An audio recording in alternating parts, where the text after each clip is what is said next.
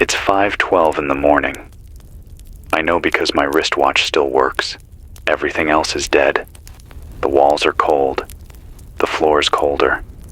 I haven't slept. I don't know if anyone has. If you're hearing this, I'm Troy Daniels. You're listening to 98.7 FM, or whatever's left of it. Still running on backup batteries, rigged through a salvaged solar converter from my neighbor's attic.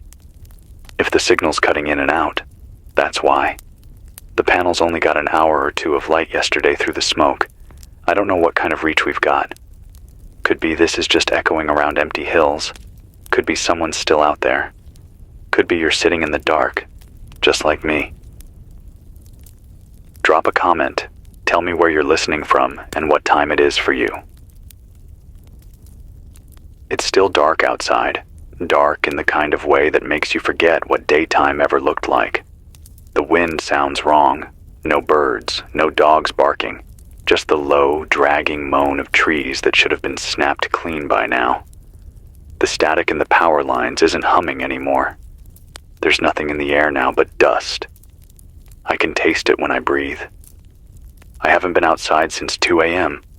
That's when the last noise came from the ridge, loud enough to shake the dishes in my sink. I heard the scream first. Not a person, not even close. Something older, like a train engine made out of lungs. Whatever it wasn't moving fast. That almost made it worse. Slow meant it didn't care. If you're just tuning in, or whatever this counts as now, this is the only station I know that's still going. We lost connection with KPRH out of Des Moines 2 nights ago.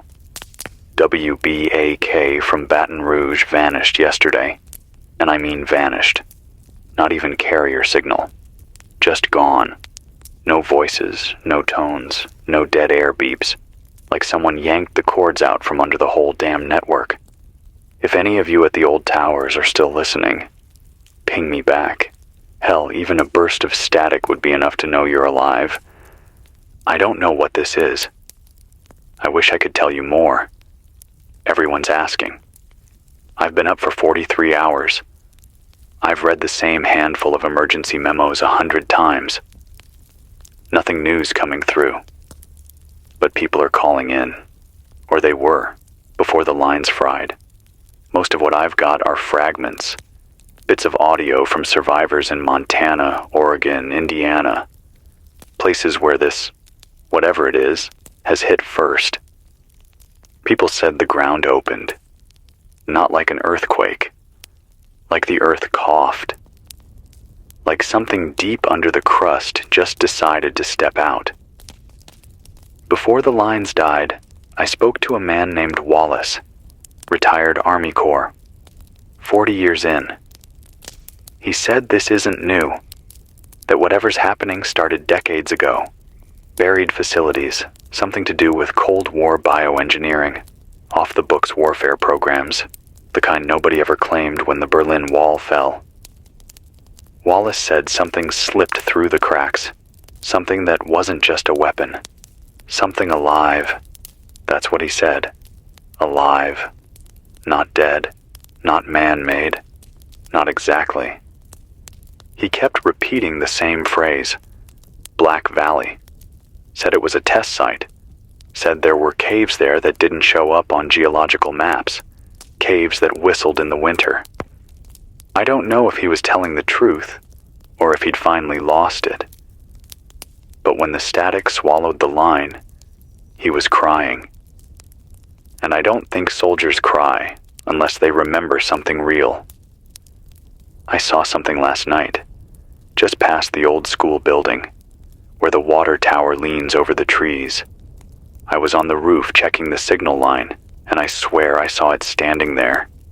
Tall. Not like a man. Too long. Limbs that bent like wire. No sound. Just staring up toward the tower, where I was. I blinked, and it was gone. I don't know if it was real, or if the lack of sleep is catching up to me. But whatever it was, it knew where to look. We've had no official word from DC in over 36 hours. Whatever's left of the government either went underground or stopped trying to talk to us. I heard a relay message yesterday from someone claiming to be with NORAD. Said they were initiating protocol silence. That can't be good. Last time that was mentioned was in a redacted military document from the 80s. I only know that because a former communications officer called in last week, before the lines fried, and begged me not to say it on air. Said if people heard it, they'd know the real war was never over. I want to believe he was just scared. But scared people usually run. He stayed on the line until it burst into static.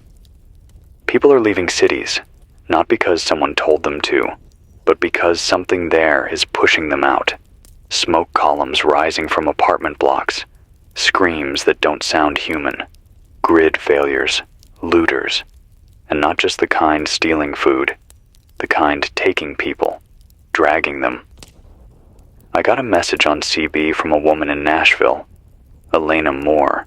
She said they're hiding in the subway, that the things come out at dusk and flood the streets. She said the shadows have legs now.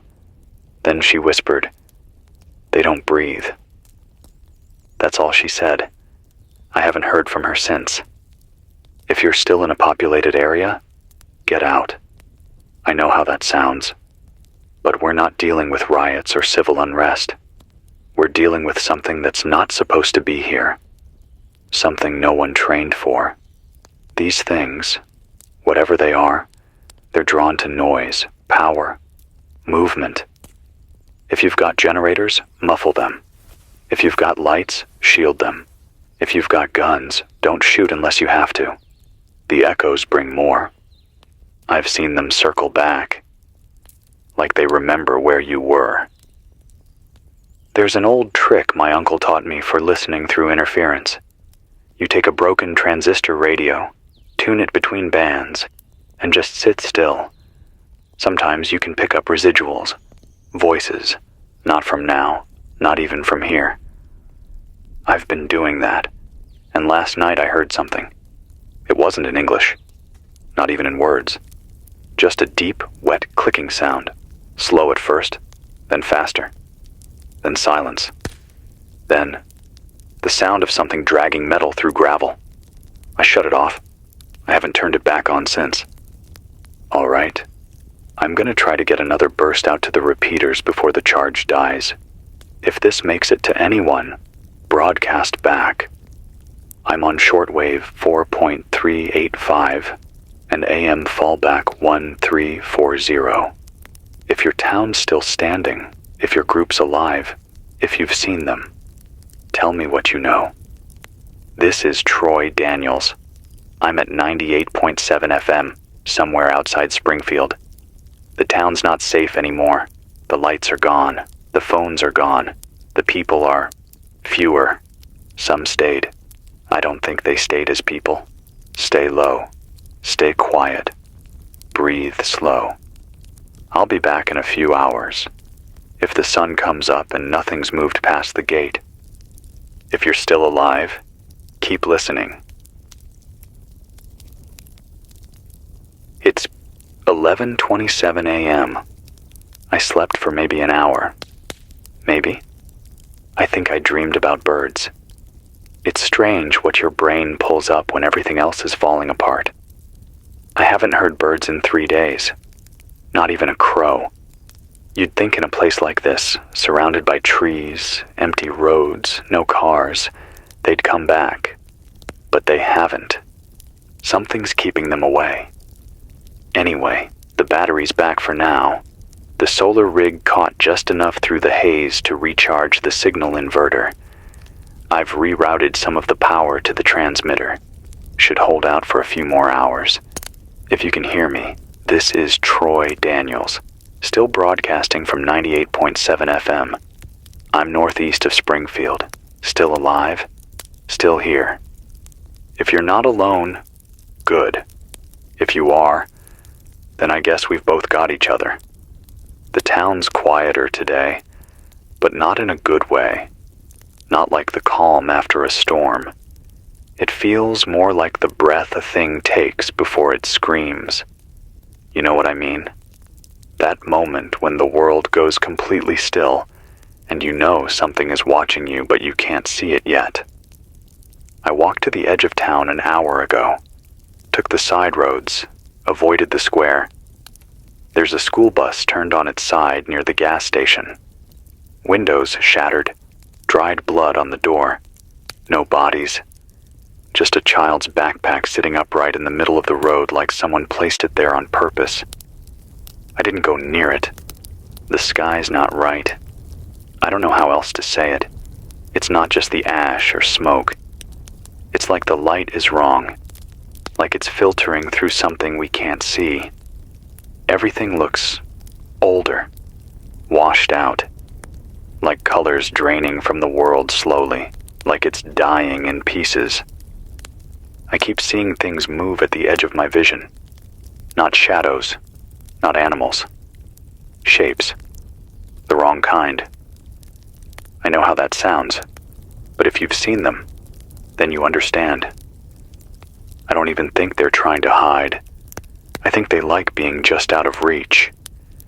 I heard a voice on shortwave an hour ago. A boy, young, maybe 12, 13. Said his name was Micah.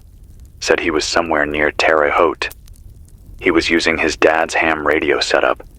His voice kept breaking up, but I caught parts of it. He said, "They're in the sky now, not flying, just hanging there, like lanterns." I asked him what he meant, and he said, "Their faces turn even when the wind doesn't." Then silence. I've been calling back, but nothing's coming through. If anyone in Terre Haute is hearing this, look for a boy named Micah. He said he's in a blue house with a missing front door and a yellow mailbox with a bird drawn on it. He's scared. He sounded like he was alone. I know some of you are still driving. I've picked up fragments of CB chatter coming from the I-55 corridor. Convoys forming. People trying to head south. I don't know if that's any better. I got a message on the loop from someone claiming to be ex-National Guard, stationed out of Little Rock. Said the cities are worse than the rural zones. Said people are changing there. Not dying. Changing. He didn't explain it well. Just said their eyes didn't reflect light anymore. Like they stopped being human, but didn't stop moving. He signed off before I could get a name. There's been no military flyovers since Sunday. No jets, no helicopters. Just silence. The last plane I saw was 2 days ago, and it wasn't flying straight. It was moving like it was being pulled. Not like gravity, like something else was steering it from below. Then it just disappeared into the clouds. Nobody's coming to help us. I think you already know that. There are no more rescue plans, no evacuation orders, no FEMA camps. Not this time. If you're alive, it's because you kept your head down and stayed quiet. People have started talking about going underground. Old fallout shelters, tunnels, caves. I even heard a man on Channel 6 talking about a group in Missouri that's using a decommissioned missile silo to regroup. If anyone has coordinates for that, send it my way. I'll keep the broadcast open. Until then, if you're out there, stop using GPS. It's not just dead, it's wrong. It's been rerouting people to places that don't exist. I had a man named Raul call in from Utah 2 days ago. Said his entire group followed their backup nav system into the mountains. Got turned around. The terrain didn't match. Elevation was off. They ended up on a flat ridge with no exit, and they saw something. He wouldn't describe it. He just kept saying it was bigger than the sky. And it blinked. We haven't heard from Raul since. Listen, I know all of this sounds impossible, but I wouldn't be talking about it if I didn't believe it mattered. These stories, these voices, maybe they're all we have left to connect us. If the world's unraveling, then at least we deserve to know how. I'm going to keep the line open for survivor reports. If your group is stable, if you've made contact with any other towns, if you've seen something that doesn't make sense, call in. Shortwave relay is 4.385 megahertz. Emergency fallback AM is still holding at 1340. If you're close, just yell into the static and I'll hear you. Before I forget, here's the latest on practical survival. Don't boil tap water. Don't trust it. There's something wrong with the mains. I've had 3 different reports of people getting violently ill from city water, even after boiling. Stick to sealed sources or collected rainwater. Use bleach to purify if you have to. 8 drops per gallon, no more. If you've got livestock, keep them penned at night. Something's been taking animals. Clean cuts, no blood trails, just gone. Check your windows for condensation. If there's fog forming between double panes, it means pressure's changing. Could mean something's coming near. Avoid deep woods. That's all I'm going to say about that for now. I've got a few candles left, a bit of canned soup. I'm not eating much. Haven't had a full meal since Saturday. Doesn't matter. You lose your appetite when you watch the sky fall apart. The road to my east has been completely empty since dawn. Not even a raccoon. Just dust and that strange stillness that feels like it's waiting to pounce. All right. I'll be back after the next charge. If the lights flicker or the signal drops, just wait. I'm still here. I'll keep broadcasting until the wires rot. This is Troy Daniels, 98.7 FM.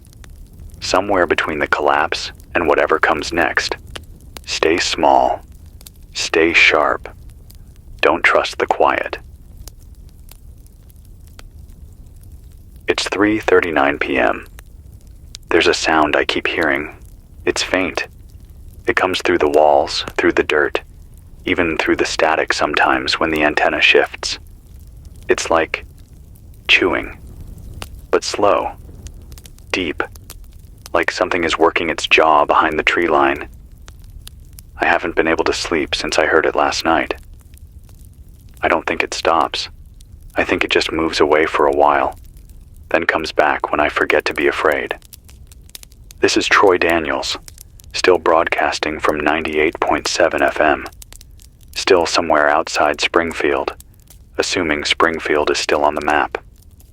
The backup array's holding a little better than expected. I tied it directly into the old CB repeater rig. It means less range, but a more stable signal. If you're close, maybe within 50 miles, you can hear me. If you're farther, you'll need to piggyback through shortwave. Last I checked, band 4.385 megahertz is still clean. I don't know if anyone got my earlier message, but I'm still hoping someone heard Micah. The boy outside Terre Haute. Still no confirmation, no signal bounce. But if you're out there, if you're near a neighborhood with a yellow mailbox and a busted door, check for him. He might be all alone. I said earlier the town was quiet. That's changed.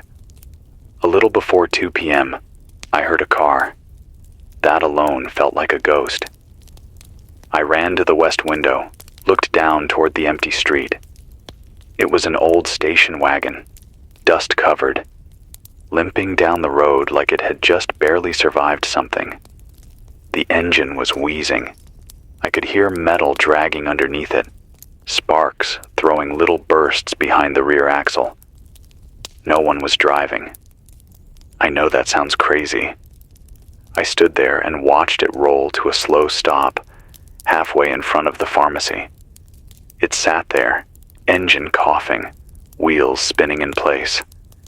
Then I saw something move in the passenger seat. Not a person. Not anything that looked like one. Just something wet. It didn't get out. It didn't move after that. I didn't go down to check. I won't. I've boarded the doors. I've been thinking a lot about what Wallace said, that old army man who talked about Black Valley. I can't stop thinking about that phrase, buried facilities. I looked through some of my old notes, stuff from the late 90s when I was covering infrastructure stories for a local affiliate. There were rumors back then about sealed bunkers along the Arkansas River, places nobody was allowed near after the Cold War ended. They were just marked as energy testing labs, but no one ever saw power lines going in or out. Just barbed wire and big satellite dishes that never moved. I wonder if that's where it started. I wonder if they woke something up. Or maybe they opened something that should have stayed locked. And now, we're the test site. I picked up something strange on band 6.741 around noon. It was brief, broken transmission. But I'm sure I heard a woman's voice say, "Sector 14 has breached containment." She was calm. Too calm. Then a long screech, like metal tearing underwater, and the signal collapsed. Sector 14. That number keeps popping up. A man named Jared called in from Colorado Springs 3 nights ago, before the power grid failed. He said his sister worked at a geological monitoring lab, and she'd gone off the radar after mentioning seismic drift near Sector 14. That was her exact phrase. I didn't think much of it then. Now I can't stop hearing it. I've got a short list here, names of people I've spoken to or tried to. If you hear your name or someone you know is still alive, reach out. Micah, Terre Haute, Young, Alone, Yellow Mailbox, Elena Moore, Nashville, last heard from subway tunnels, Raoul, Utah, mountains, lost using GPS, never reconnected, Jared, Colorado Springs, sister in geological lab, missing, Wallace, ex-Army, mentioned Black Valley and test sites, Grace Lynn, Des Moines, said something about language patterns in the static. Last call ended in mid-sentence. We don't have a database anymore. We don't have news anchors or fact-checkers or maps. All we've got now are these names, threads in the dark. If you recognize any of them, or if you are one of them, I'm still listening. I'll always be listening. Earlier today, around 1:15, I heard something new. A sound I haven't heard before. It was coming from the old grain silos west of town. First, it was a rhythmic thumping, like someone hammering metal inside a drum. Then, it changed. It started to pulse. Not echo. Pulse. Like it was alive. Like it was breathing. The air tasted different afterward. Like copper and ozone. My teeth felt hot. I don't have a better way to describe that. If you're still near industrial sites, keep your distance. There's something about machines they like. Or maybe they remember machines. You want advice? Here's what I know so far. Don't go out at night. No exceptions. I don't care if you hear someone screaming for help. If they sound exactly like your friend or your mom or your dog, don't open the door. That's not them. Ditch any devices that auto-sync, smartwatches, phones, voice assistants. I got a report from someone outside Tulsa who said her Alexa started talking again, even after the power was out for 2 days. It wasn't using her voice. Don't follow lights. Not even flashlights. Especially not flashlights. One man said they saw someone walking through a field holding a red torch. When they got close, the torch floated up into the sky.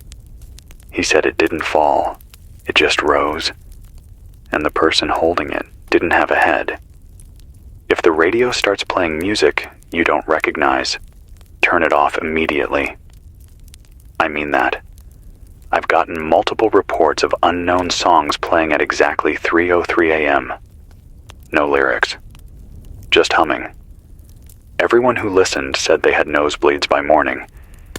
If any of this sounds like nonsense, I understand. It would have sounded like nonsense to me too a week ago. But that was before the power died, before the skies changed, before the rivers started flowing uphill in the dark. This is not just a blackout. It's not just a viral panic or a war or a hack or an EMP. This is something older than our understanding of order, something forgotten, maybe even something that never left. It was just waiting. All right, I've got to conserve power. I'm switching to narrowband broadcast. If you're still out there, keep scanning. I'll rotate signal every hour on the half hour. Next burst will be at 4:30. Look for shortwave 4.385 and AM fallback 1340. I'll be back soon. I'm not going anywhere. And neither are they. This is Troy Daniels, 98.7 FM. Holding the line as long as there is one. It's 6:01 p.m. The sun tried to come out for maybe 12 minutes. Didn't quite make it. It just hovered behind the ash and cloud like a bruised eye. Orange, sickly, dim. Then it slipped away again, and the cold came back like it never left. I stepped outside earlier, just to feel the air. Regret it already. It's not just cold anymore. It's thick, like walking into smoke that hasn't been burned yet. It clings to your skin. Smells faintly like sulfur and burnt plastic. And something else too. Something sweet, but wrong, like rotting fruit left in a hot car. This is Troy Daniels, still alive, still on 98.7 FM, still clinging to the edge of this collapsing world. If you're hearing this, it means the solar banks pushed just enough current to keep us upright. Might not last much longer tonight. Clouds are dense.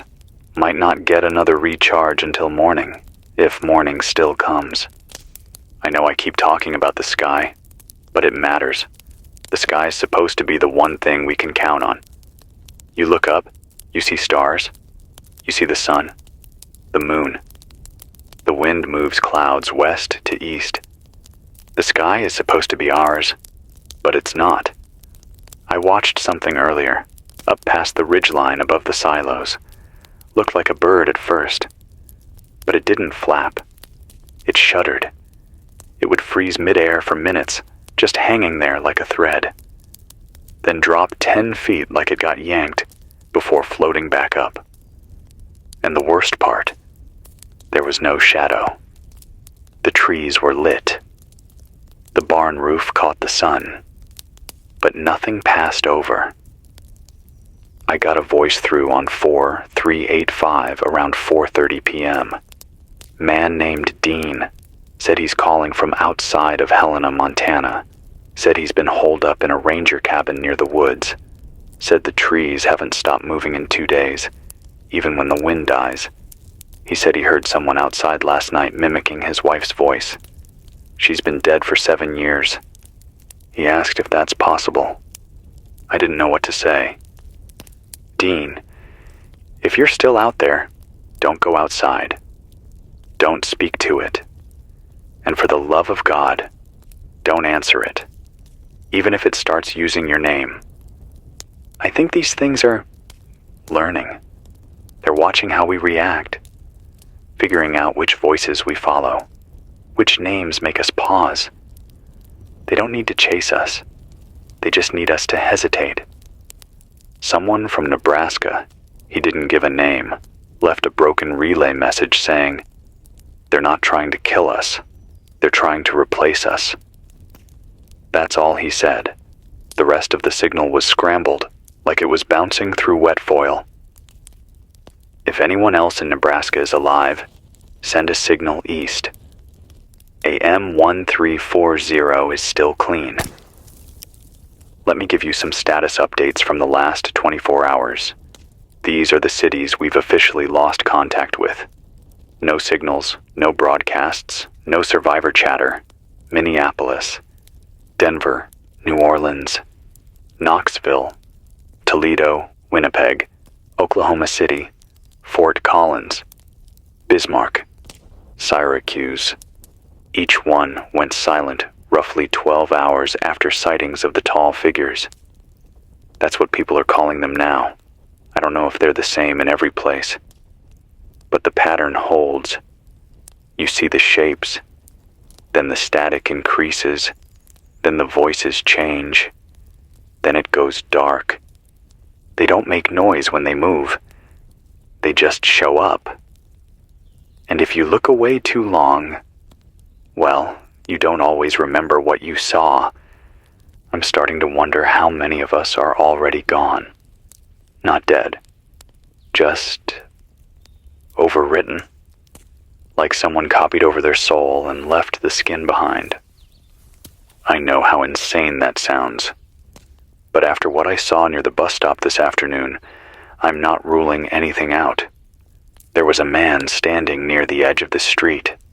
Tall, wearing a winter coat, dark green, frayed at the sleeves. He didn't move. He didn't blink. Just stood there facing my house.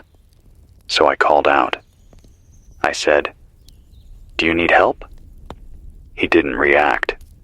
Then he slowly turned, not his head, but his entire body. Mechanical, deliberate. And when I saw his face, I knew immediately. It wasn't a face, it was a projection. Like light being forced through wet glass. I could see features, but they weren't staying put. They were sliding around, trying to settle. It was like watching someone try to remember what a person looked like. I shut the blinds, barricaded the door. Haven't moved since. If you see someone outside who looks like they're waiting, don't approach them. Watch their hands. Real hands shake in the cold. Real hands fidget, scratch, adjust clothing. These don't. They just hang, like they're not attached to nerves anymore. We have to be smarter than them, not braver, smarter. Quick survival tips before the signal dips again. Wrap all signal devices in foil-lined containers overnight. It's not perfect shielding, but it's better than nothing. Prevents any passive feedback. If you have an old wind-up radio, keep it running. The analog dials sometimes pick up frequencies between the normal ones. That's where the real warnings come through. Try to avoid saying your full name out loud, especially after sunset. Don't give them anything they can use to sound like you. If you hear humming after midnight, don't investigate. Stay inside. Put on headphones if you have to. Whatever's making that sound doesn't need a door. I want to remind you, again, that you're not crazy.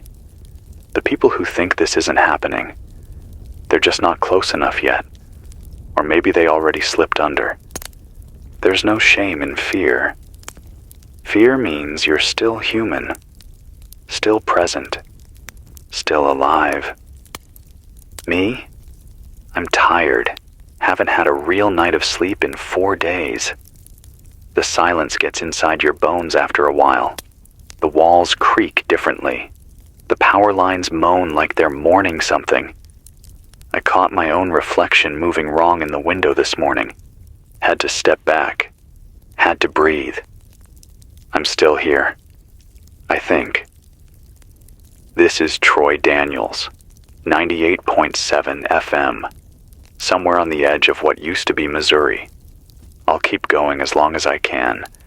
If I fall silent for more than 12 hours, assume the worst, but hope for the best. Next burst in an hour. Until then, don't trust the people standing too still.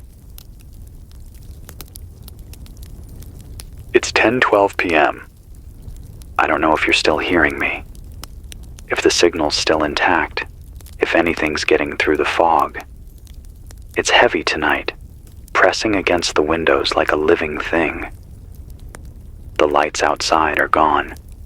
Every porch bulb, Every blinking traffic post, every old neon sign that used to buzz like a mosquito at night. It's all dead now. There's no moon. I stepped outside around 9, just for a few seconds. You know what I heard? Breathing. Not mine. Not anything I could see. Just low, slow exhale, like a dog resting under the porch. But bigger, so much bigger. And wet. It sounded wet. I came back inside, locked everything, pushed the dresser in front of the door. I've got the transmitter on backup draw. It's not much power, but it'll last a few hours. After that, well, we'll see. This is Troy Daniels, still on 98.7 FM, still calling out to anyone who's alive, anyone who's listening. I know the silence is getting thicker. I know it's harder to tell what's real anymore. But I promise you, you're not crazy, and you're not alone. The last report I got came from someone who didn't give a name, said they were near Duluth, on the outskirts of a place called Cloquet. They described something big moving through the trees, not fast, not loud, just steady, like it was hunting, but didn't need to rush. They said it walked upright, but left no footprints. Then they said something else. Said their cousin was taken 2 days ago and came back last night. Only, it wasn't really her. She looked right, talked the same, remembered things only family would know, but her eyes were wrong. They weren't reflecting the firelight. They were absorbing it. And when she smiled, her teeth clicked, like metal. I don't know what's happening up there, but if you're anywhere in northern Minnesota, stay away from the tree lines. Stay where it's open. Stay where you can see the stars, if the stars still show themselves. If you've been keeping track, we've now lost full signals from over 25 cities in the last 72 hours. Some vanished all at once. Others are bleeding out slowly, like the lights just being swallowed block by block. I've been charting it on the wall behind me. Used nails and a pencil. Feels old. Analog. Real. It's spreading in a spiral, not a circle. Like it's reaching out in arms, not waves. The center's somewhere around central Idaho. That's my guess, based on the first full collapse. But it's moving unpredictably, like it's following paths underground. Through fault lines, through old tunnels, through rivers. And I think something inside it is watching how we react, taking notes, adjusting. I heard from someone earlier this evening, a woman named Sarah Lenley. She's in Arizona, just west of Flagstaff. She said they've found growths in the canyons, like tumors in the rock. They pulse, they bleed, they hum at night. She said her brother touched one and started bleeding from his ears 5 hours later. He hasn't spoken since. Sarah said the Navajo elders warned about this. They said the earth remembers what we bury, that the old spirits we silenced didn't die. They just waited for the right kind of silence to rise again. I don't know if that's folklore or fact, but when Sarah said it, I believed her. And I don't know if it matters anymore. Let me give you something useful. If you're trying to survive, here's what I've learned. Old landlines sometimes work for a while after cell towers die. Not the cordless ones, the rotary kind, the mechanical ones. Dust them off. Wind-up flashlights are your best bet. Batteries are going bad faster than normal. I don't know why. Even fresh ones. Could be atmospheric. Could be something else. Mirrors are dangerous at night. That's not paranoia. I've had 3 reports now of people seeing other versions of themselves reflected back. Ones that move a second too slow or too fast. Cover your mirrors after dark. Keep your perimeter tight. Close range. Don't let your camp get too big. The bigger the group, the easier it is for them to mimic someone and slip inside. If someone disappears and comes back the same night, quarantine them, test them, ask them something only they would know, and even then, trust your gut. I know this sounds insane. I know I sound like I'm unraveling. But the rules of this world changed while we were sleeping, and if we keep pretending it's just a storm or a blackout or a bad week, we're going to get rewritten. You understand what I mean by that? It's not just death they bring. It's erasure. They wipe who you are and leave something that looks like you behind. I saw it happen once, years ago, before all this, back when I was in radio school. There was a man who came in to fix one of our analog boards. Nice guy, wore a red cap, worked slow, talked fast. We all liked him. Then one week he showed up and no one recognized him, even though he looked exactly the same, said the same name, same cap. But he didn't know anyone's names, not even mine, and I'd spoken to him every morning for 6 months. When I asked him about it, he just smiled and said, "I only just got here." Then he walked into the back office. He never came out. Later, we found the office door locked from the inside, and a coil of wire looped perfectly in the shape of a person. Back then, I thought it was a story, a weird blip, some stress-induced hallucination. Now I'm not so sure. Now I think that was the beginning. I don't know if I'm making sense anymore. The static's getting worse.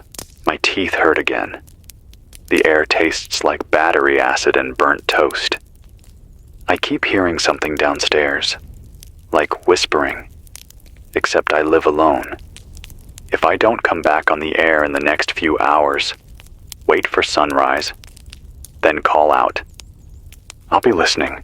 I'll always be listening. This is Troy Daniels, still holding the mic, still trying. 98.7 FM. Last voice in the dark. It's 1:47 a.m. I didn't sleep, didn't even try. The whispering didn't stop. It just got lower, closer. I've locked myself in the back room with the radio gear and what's left of the candles. The rest of the house feels wrong, not empty, hollow, like it's trying to pretend it's still a house, like it's performing. You know that feeling when you walk into a room and forget why you came in and the air just feels off? That's the whole building now. Every doorway feels like it's watching me. This is Troy Daniels, 98.7 FM. I don't know how many people are still tuned in. I don't know if any of you are out there. But if you are, please say something, even if it's just static. Even if it's a faint click on the shortwave. I just need to know I'm not the last voice. I've been running diagnostics on the receiver boards. Something's been changing the input frequencies. Slowly, quietly. Every hour the band creeps a half step downward, like the spectrum itself is shifting. Either the atmosphere is warping around us, or the laws that define the spectrum aren't holding. I don't know what that means. I'm just a guy with a mic and a couple thousand hours of late-night airtime, but I know when something's wrong with the signal. I've been re-listening to old tapes, recordings from this week. There's a clip from Tuesday, around 4:12 a.m., when I was just talking, filling dead air. On that recording, there's a voice underneath mine, a low one, slippery, like it's speaking through me. I didn't hear it when I said it, but it's on the tape. I've played it 100 times. It says, "This voice belongs to us now." I haven't turned on the tape deck since. I want to tell you what happened outside around midnight. There was movement near the water tower again. Same place I saw the tall shape 2 nights ago. Only this time, It was closer. 3 figures, barely visible through the fog. They weren't walking. They weren't floating either, just gliding, like film played at half speed. Then, get this, they stopped, at the exact same time, like they were synced, and one of them tilted its head up toward me, slowly, deliberately, like it could see through the wall, like it was watching me breathe. I shut the curtains, cut the lights, covered the floor with towels to muffle my steps. I didn't even breathe for 30 seconds. Then they turned, still together, and glided down the street. Gone. Not a sound. Not even a crunch on the gravel. If anyone's near the south end of Jefferson Ridge, stay off the main road. They're using it now, like a patrol route. I don't know if they hunt, or if they just search. But I know they don't knock. They don't need to. Got a brief call tonight. Through the old sideband emergency loop. Someone named Eddie from outside Lincoln, Nebraska, said he and his sister have been surviving in an abandoned greenhouse. Covered the whole place in black tarp. Solar lights only. They rigged a pump from the river to collect water. They built a filtration system using charcoal, sand, and copper pipe. Smart kid. Said they haven't seen anyone else in days. No planes, no dogs, not even bugs. Just fog and silence, and the feeling that something is scraping across the edge of their minds at night. He said it's not voices. Not exactly. More like dreams trying to crawl in before sleep. Familiar shapes just beyond the curtain. Then the signal cut out. Eddie, if you're still there, hold the channel. Repeat every half hour. I'll stay tuned in. If you hear this, keep the lights low, not off. Total darkness makes it worse. That's what I've been told by 3 separate groups now. Something in pitch black makes the air open, and if they're in the dark with you, they can shape it. I don't have science to back this up, just witness reports. But they're consistent, and I've learned to trust consistency more than logic lately. You want something practical? Something real? Here's what I recommend if you're setting up a safe zone. Choose a structure with no more than 2 exits. Too many ways out means too many ways in. Avoid basements. They echo too much, and if the ceiling creaks like it's wet wood, you won't have time to climb the stairs. Build inner perimeters, ropes with bells, tin cans, glass jars on strings. It's old school, but you'll hear movement before it hears you. Keep a radio on at low volume, tuned between stations. White noise helps cover you, and sometimes you'll hear things before they arrive. Don't trust anyone who shows up too calm, especially if they smile too wide, especially if they call you by a name you didn't give them. I keep a steel crowbar next to the console, not because I think it'll help, but because it feels like it will. That's important too. Symbols, hope. Even if it's a dumb old tool, rusting at the edges. We've lost full contact with Central Ohio. Last confirmed broadcast was out of Dayton. They were trying to restore a repeater tower near the old Air Force Base. There was a hiss on the line before they cut out, like a scream recorded underwater.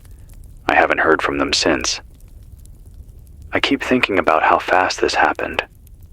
A week ago, I was broadcasting traffic reports, weather alerts, local school closings, complaining about coffee filters. Now I'm measuring time by how long the fog presses on the glass. I haven't spoken to another human in, I don't even know, 4 days?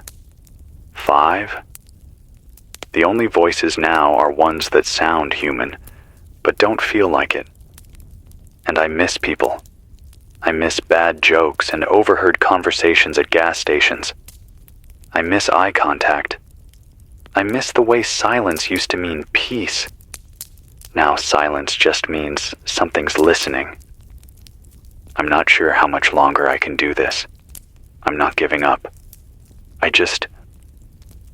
don't know what else to say that'll help. But I'll keep trying. Because maybe someone out there is sitting in the dark, afraid they're the last one. And maybe my voice reminds them they're not. And if that's all this is now, if all I am is a voice trying to keep others from vanishing, then fine. I'll keep talking until the mic shorts out or the fog comes in. This is Troy Daniels, 98.7 FM. Last known signal in this part of Missouri. Don't look in mirrors. Don't answer your name after midnight. Don't follow voices that sound like family. Hold tight. I'll speak again before sunrise. It's 4:29 a.m. I haven't blinked in 10 minutes. There's something outside the window. Just standing. Not moving. A silhouette. Tall. Taller than the porch overhang. I can't see the face. I don't think it has a face. Just a long shape, like a person stretched out on a rack. It's been there since 4:14. That's when the air turned sharp. You know how snow has a smell? That cold, metallic tang when it's about to fall? That's what hit me, but hotter. Like snow mixed with blood. I can't explain it better than that.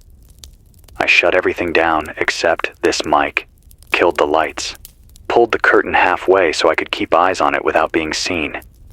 It hasn't moved, not once. It's just watching. This is Troy Daniels, 98.7 FM. I don't know if this transmission is going out right now. The signal's dirty. The feedback loop in the antenna won't clear. If it's just me talking into an empty room, so be it. At least I'll know I didn't stop. If you can hear this, don't go to sleep yet. I know it's late. I know your body's screaming for rest, but whatever's out there tonight, it's waiting for people to let go. And the second you stop paying attention, it's going to come through the walls. I heard something on the shortwave a little after 3. A voice I haven't heard in days. Wallace, the old military guy. Same slow cadence, same broken breath like he's been coughing up dust since '87. He said, "The tunnels opened again." Said there were access points under Lake Mead. Said one of them split open yesterday, like a blister under pressure. Said something spilled out, not a flood, not lava, something moving. Hundreds of them, crawling over each other like they'd never seen light before. He said their skin was backward, like the muscles were on the outside, like they were built to scare. Then he said the word again. Black Valley. He said, they didn't bury the past.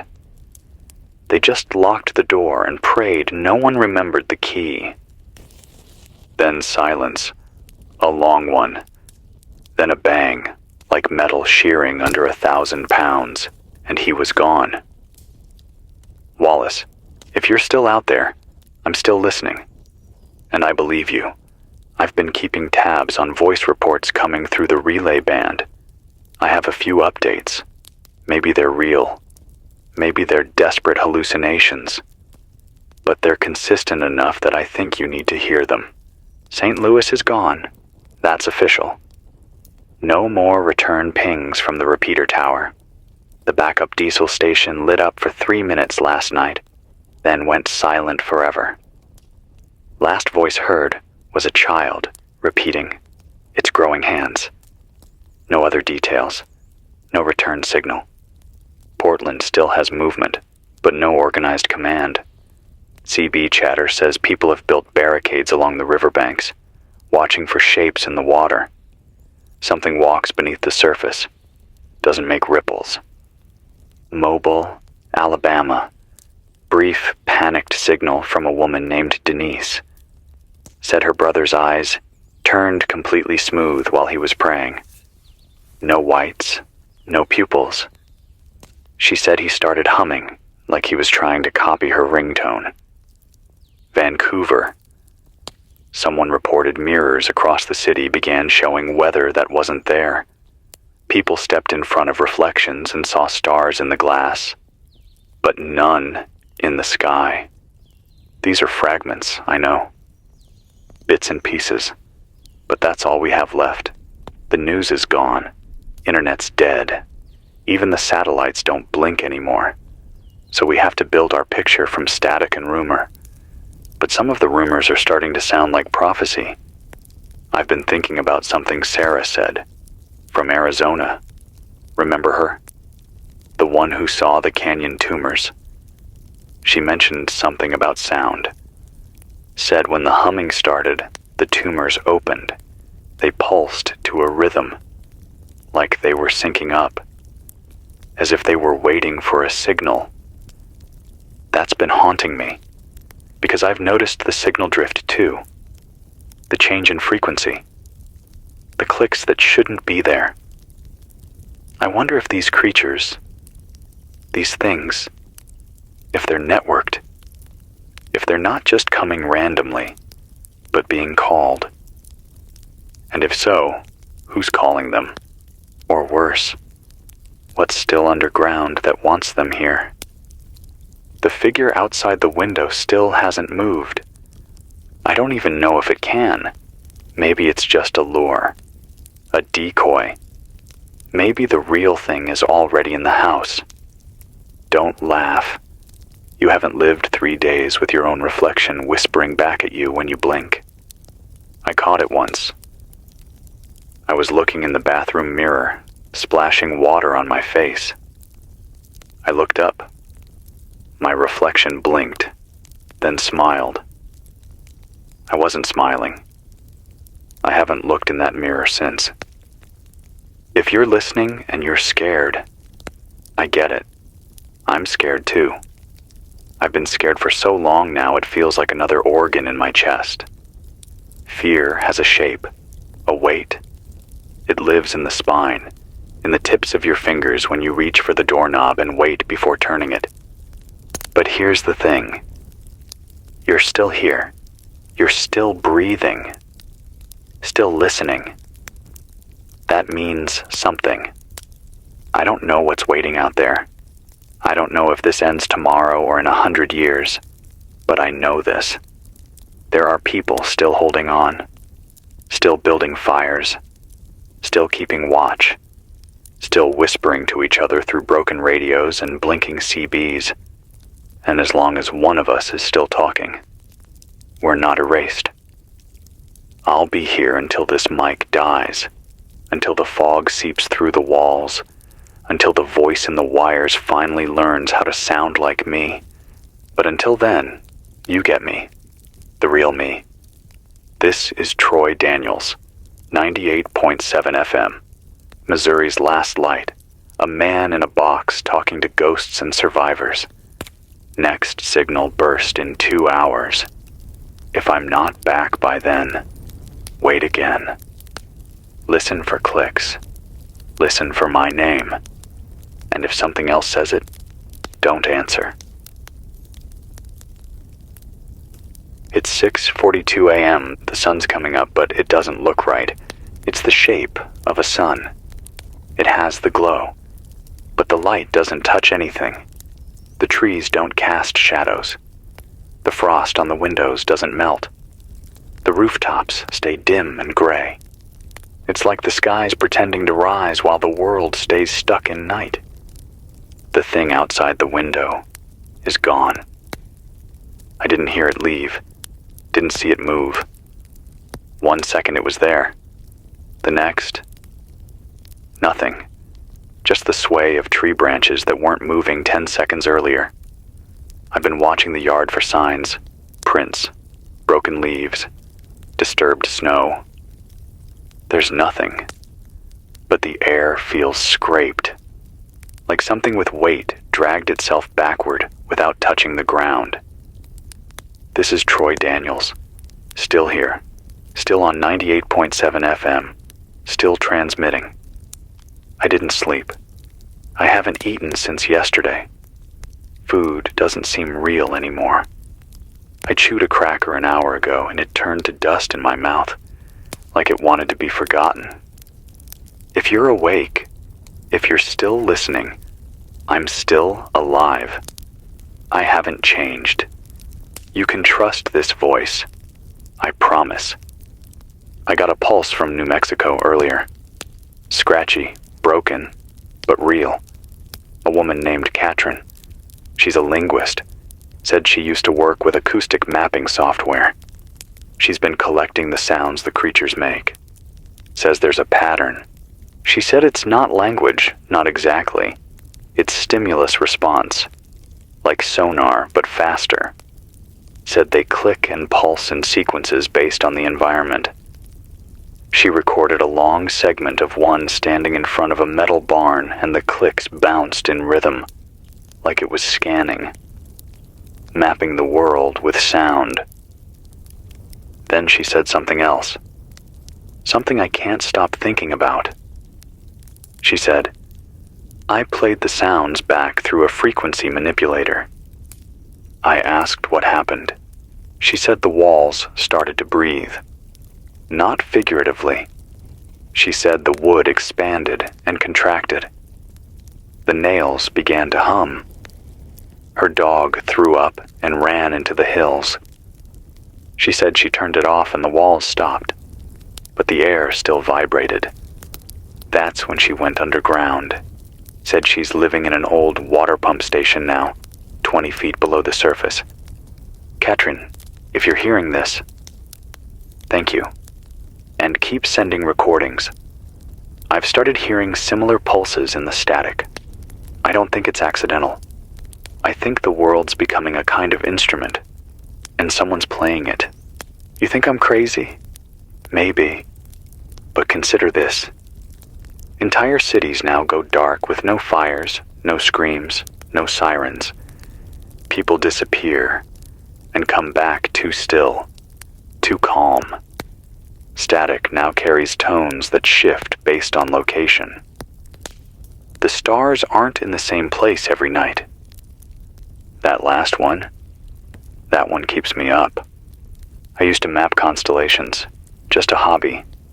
I'd track Orion's rise over the tree line, but now it's off, just slightly, maybe a few degrees at first, then more.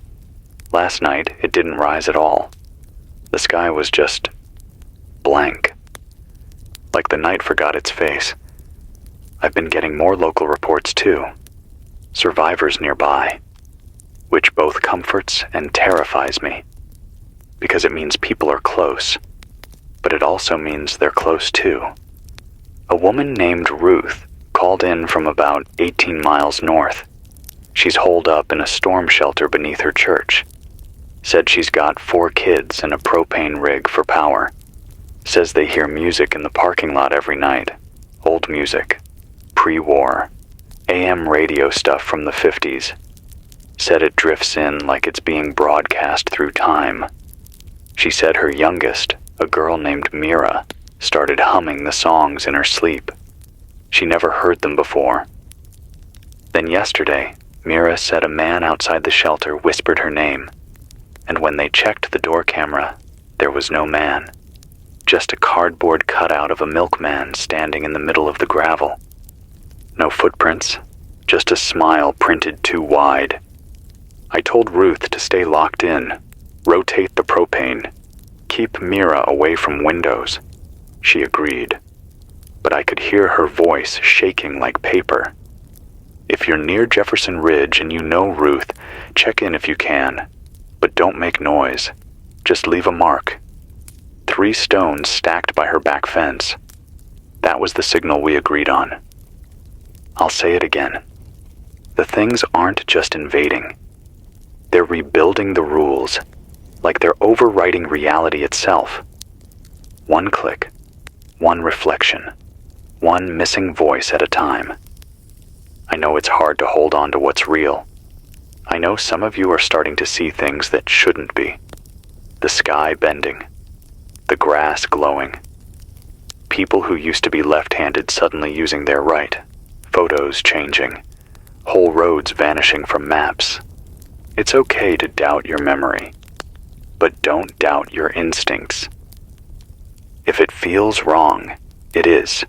If someone seems off, step back.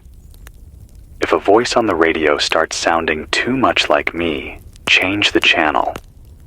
I'll always speak like this. Broken, tired, full of hesitation, because I'm real, and real people are messy. Here's what I want from you if you're still listening. Write down your memories. Keep a log, even small things. Your sister's laugh, the smell of your favorite food, the color of your dog's leash, anything that roots you to the world. Read it back every night. Whisper it to yourself. Hold on to it like it's rope in a flood. Because they're trying to take that next. Not just your body, not just your voice. They want your past. They want to wear your memories like clothing. And if they get them, you won't even know what you lost. It's getting lighter outside, but the shadows aren't shrinking. They're growing sideways, like the sun can't remember which direction to rise. I'm going to take a short break, save the signal, reroute some power to the capacitor. I'll be back before 9.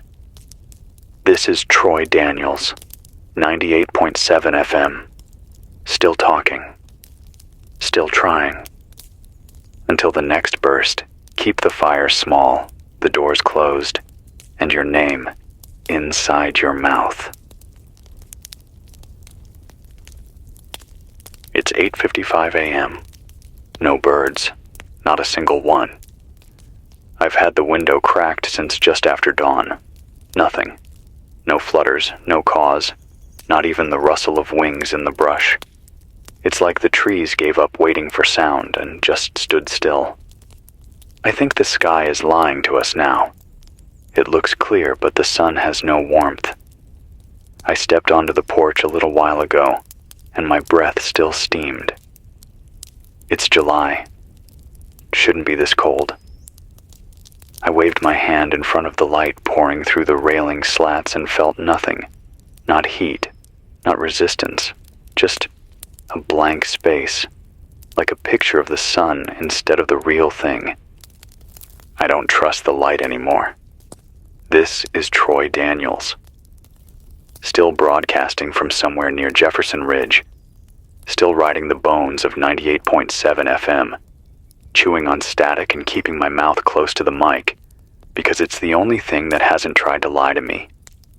I got a weak signal earlier from a group near Kansas City. They're camped out in a warehouse, about 30 people strong. They've got some solar, some old diesel, enough to run a shortwave relay tower. The man who called himself in didn't give a name, just a call sign. Ashfield 3. Said they've rigged up spotters on the roof and rotate shifts every 4 hours. Said they're seeing movement on the ground and the sky. He said something passed overhead this morning. Slow, black, no sound. The size of a football field. No propulsion. Just floated. The people who looked at it directly started bleeding from their noses within 60 seconds. 2 of them are now nonverbal, just staring.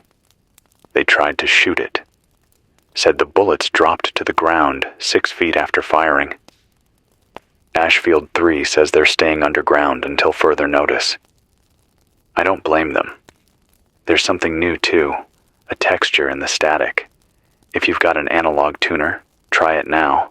Go between 75 and 76 on the FM band. You'll hear it. A pulsing, not fast, not human. Almost like a heartbeat, but with a scraping edge. I counted it out. The beat repeats every 71 seconds. Always 71. Never 72. Never 70. That means something. Something is saying something. Or maybe that's just what I want to believe. got another message on the emergency shortwave line. This one from an older man named Glenn, calling from outside Fargo. Said he's been collecting books. Not just any books. Dictionaries, thesauruses, grammar guides. Says language itself is changing. He's been comparing printed versions of dictionaries to handwritten notes from survivors, and says people are starting to forget the same words. Across states, across regions, words like persimmon, summit, needle, envelope. He said it's like the meanings are being scrubbed from the collective memory. He says if we lose language, we lose everything. I told him to keep going, to write down every word he remembers, every word he can find, even if it feels useless. It's not. Every word you remember is a nail in the door keeping them out. Because they don't understand our words. They mimic them. They repeat them. But they don't feel them. Not like we do. Not yet. Let me tell you something that happened yesterday. Something I didn't talk about yet. Around noon, I heard a knock on the back door. 3 soft taps. I froze. No one uses that door. It leads to the overgrown yard and the broken fence. I waited. Another 3 taps. I didn't move. Then a voice, my voice, said, "It's me. Let me in. It's okay. You can trust me." The thing is, I never said those words, not in that order, but it knew my tone. It had the breath pattern. It even made my same little stutter when I say trust. I didn't move, didn't speak, just waited. 30 minutes later, there were boot prints in the frost outside the window. Not feet, boots, military. But no sound, no radio clicks, no squad chatter, just footprints, clean, pressed into the dirt like whoever, or whatever, was wearing them didn't weigh more than a few ounces. So that's new. If they're wearing our skin now, maybe they're wearing our clothes too. Maybe next they wear our uniforms. If you see someone in a uniform and they don't say anything, don't wave. Don't ask questions. Just step back. Look at their shadow. That's how you'll know. Real people cast shadows that follow them. Their lead. Now, a few reminders, because I think some of you are still hanging on out there. Don't say your name at night, not even to yourself. Don't trust street signs. I've had 3 reports of roads looping, people driving for hours and ending up at the same burned-out diner from 4 towns ago. If the reflection in your rearview mirror smiles without you doing it, crash the car. That's not you anymore. Boil rainwater. Avoid any tap source, especially near old cities. If you find an animal that's too still, don't touch it. I mean it. Even if it looks healthy. Especially if it looks healthy. I'm going to switch to low power mode soon. Let the capacitor rest. But I'll be back before noon. Keep the radios warm. This is Troy Daniels, 98.7 FM. If my voice changes, if I start sounding perfect, don't trust me. Only the broken voices are real now. It's 11:16 a.m. I'm still here. The power blinked just before 10. Killed the inverter. I had to hand crank the backup. Spent 10 minutes turning the crank until my arm went numb. But the signal's alive again, and so am I. And if you're hearing this, you are too. This is Troy Daniels, 98.7 FM, broadcasting from a house that doesn't feel like a house anymore, in a town that stopped answering its name. I don't even know if Jefferson Ridge still exists on a map. Maybe that's a good thing. Maybe if they can't find it, they won't finish what they started. The wind's back today. Not strong, but off. It doesn't blow. It pushes. You can feel it slide over your skin like a hand, like it's feeling for something underneath. The trees don't sway the right way. Their tops move one direction, the trunks another, like something is pulling them from below. I've got a new message. Came through on a sideband transmission from someone in Boise. Woman named Trina. She said they've sealed off 2 entire neighborhoods. Said something's moving beneath the sewers. Not rats, not pipes. Something huge. Fluid. She said, when you stand near the drains, you can hear it breathing. She said they dropped a brick into one of the manholes yesterday, and it never hit bottom. Then the manhole cover began to vibrate. She said they're trying to rig a camera to lower down on a cable. I told her not to. She didn't respond after that. Trina, if you're still there, listen to me. Don't go down. Don't send the camera. Don't wake it up. There are things buried that want you to ask. That's how they talk back. Earlier today, just after 9, I saw someone walking down the middle of the road, alone. Long black coat. Head down. No bag. No sound. I watched from the attic window. The figure stopped right at the mailbox across the street. Didn't look up. Just stood there for 5 minutes, like it was waiting for something. Then it pulled a small object from its coat, a mirror, held it up to its face. And that's when I saw it. The mirror wasn't reflecting it. It was reflecting me. From inside my house. From my angle. Like the glass had been turned inside out. I ducked back. Didn't look again. I've blocked that window now. Pushed the old dresser in front of it, and nailed a quilt over the cracks. I don't need to see myself like that again. I'm starting to think they can listen through reflections, not just watch, listen. Maybe that's how they mimic us, how they get the rhythm right, the pauses, the way we stumble when we lie or whisper when we're scared. Maybe every mirror left uncovered is another mouth in the wall. I keep checking the tape deck. I haven't played anything back in days. I'm afraid of what I'll hear under my voice. Afraid it'll sound more like me than I do. Afraid it'll be better. If the voice on this frequency ever sounds too steady, too smooth, turn it off. You'll know it's not me. Because I'm tired. I'm always tired now. I had a memory earlier. It came out of nowhere.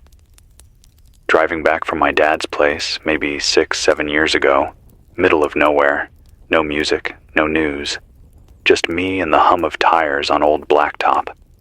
And for a moment, everything felt quiet in a good way, safe, clean. I remember a radio tower on a hill, flashing red lights blinking in rhythm. It felt like a heartbeat, like the country was still breathing. I miss that feeling. Now the towers are dark, the hills are quiet, and when you drive alone, the road tries to forget it had an end. Someone called in from Little Rock, a man named Devin, says he's with a group that's trying to reconnect the grid. They've got old diesel generators and a battery array taken from a solar farm. They're transmitting bursts, just pings, no content, testing how far the signal can travel without interference. He said something interesting, said the signals bounce back from certain places now. Not static, not silence, just echoes, like the places are full, like the frequencies can't fit anymore. He said it's like trying to shout into a mouth that's already eating. Then he said something that stuck with me. He said, what if they're not invading? What if they're coming home? I didn't know how to respond. If Devin's still alive, keep broadcasting. Even if it's just numbers, even if it's just beeps, someone's listening. I'm listening. I want to read a list of names, people I've heard from recently, people who might still be out there. If you hear one you know, write it down, say it out loud, keep it alive. Trina, sewer movement. Boise. Devon, signal relay, Little Rock. Ruth and Mira, underground church, Missouri. Glenn, dictionary archivist, Fargo. Sarah, canyon pulses, Arizona. Eddie and sister, greenhouse bunker, Lincoln. Ashfield 3, warehouse group, Kansas City. Wallace, military background, unknown location. Elena Moore, subway refuge, Nashville. Micah, child survivor, Terre Haute. Raul, last heard in Utah mountains. Each name is a thread. Don't let them slip. Don't let them fade. We're being erased in layers. First, the infrastructure. Then the language. Then the memory. Then us. But if we hold on to the names, maybe we hold on to something they can't touch. I'll be back after noon, unless the sun opens its mouth again. This is Troy Daniels, 98.7 FM. I still remember who I am, and I remember you. It's 12:48 p.m. I just got back inside. I did something stupid. I stepped out onto the road.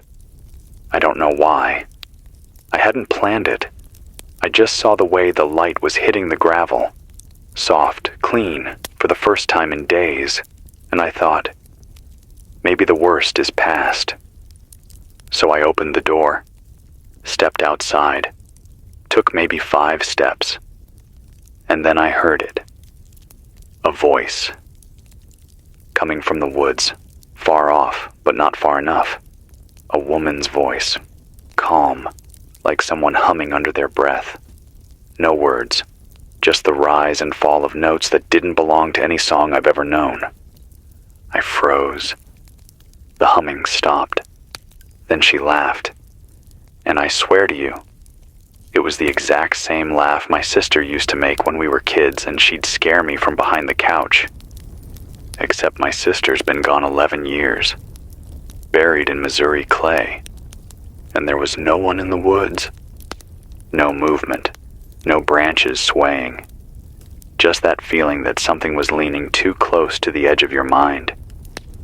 I turned, walked slowly back to the door, shut it, locked it, and now I'm here, breathing like I just ran a mile uphill. I shouldn't have gone out. This is Troy Daniels, 98.7 FM, still broadcasting from what used to be Jefferson Ridge, still fighting the slow unravel, still trying to make sense of the nonsense. I don't think the rules apply anymore. Not gravity, not light, not identity, maybe not even time.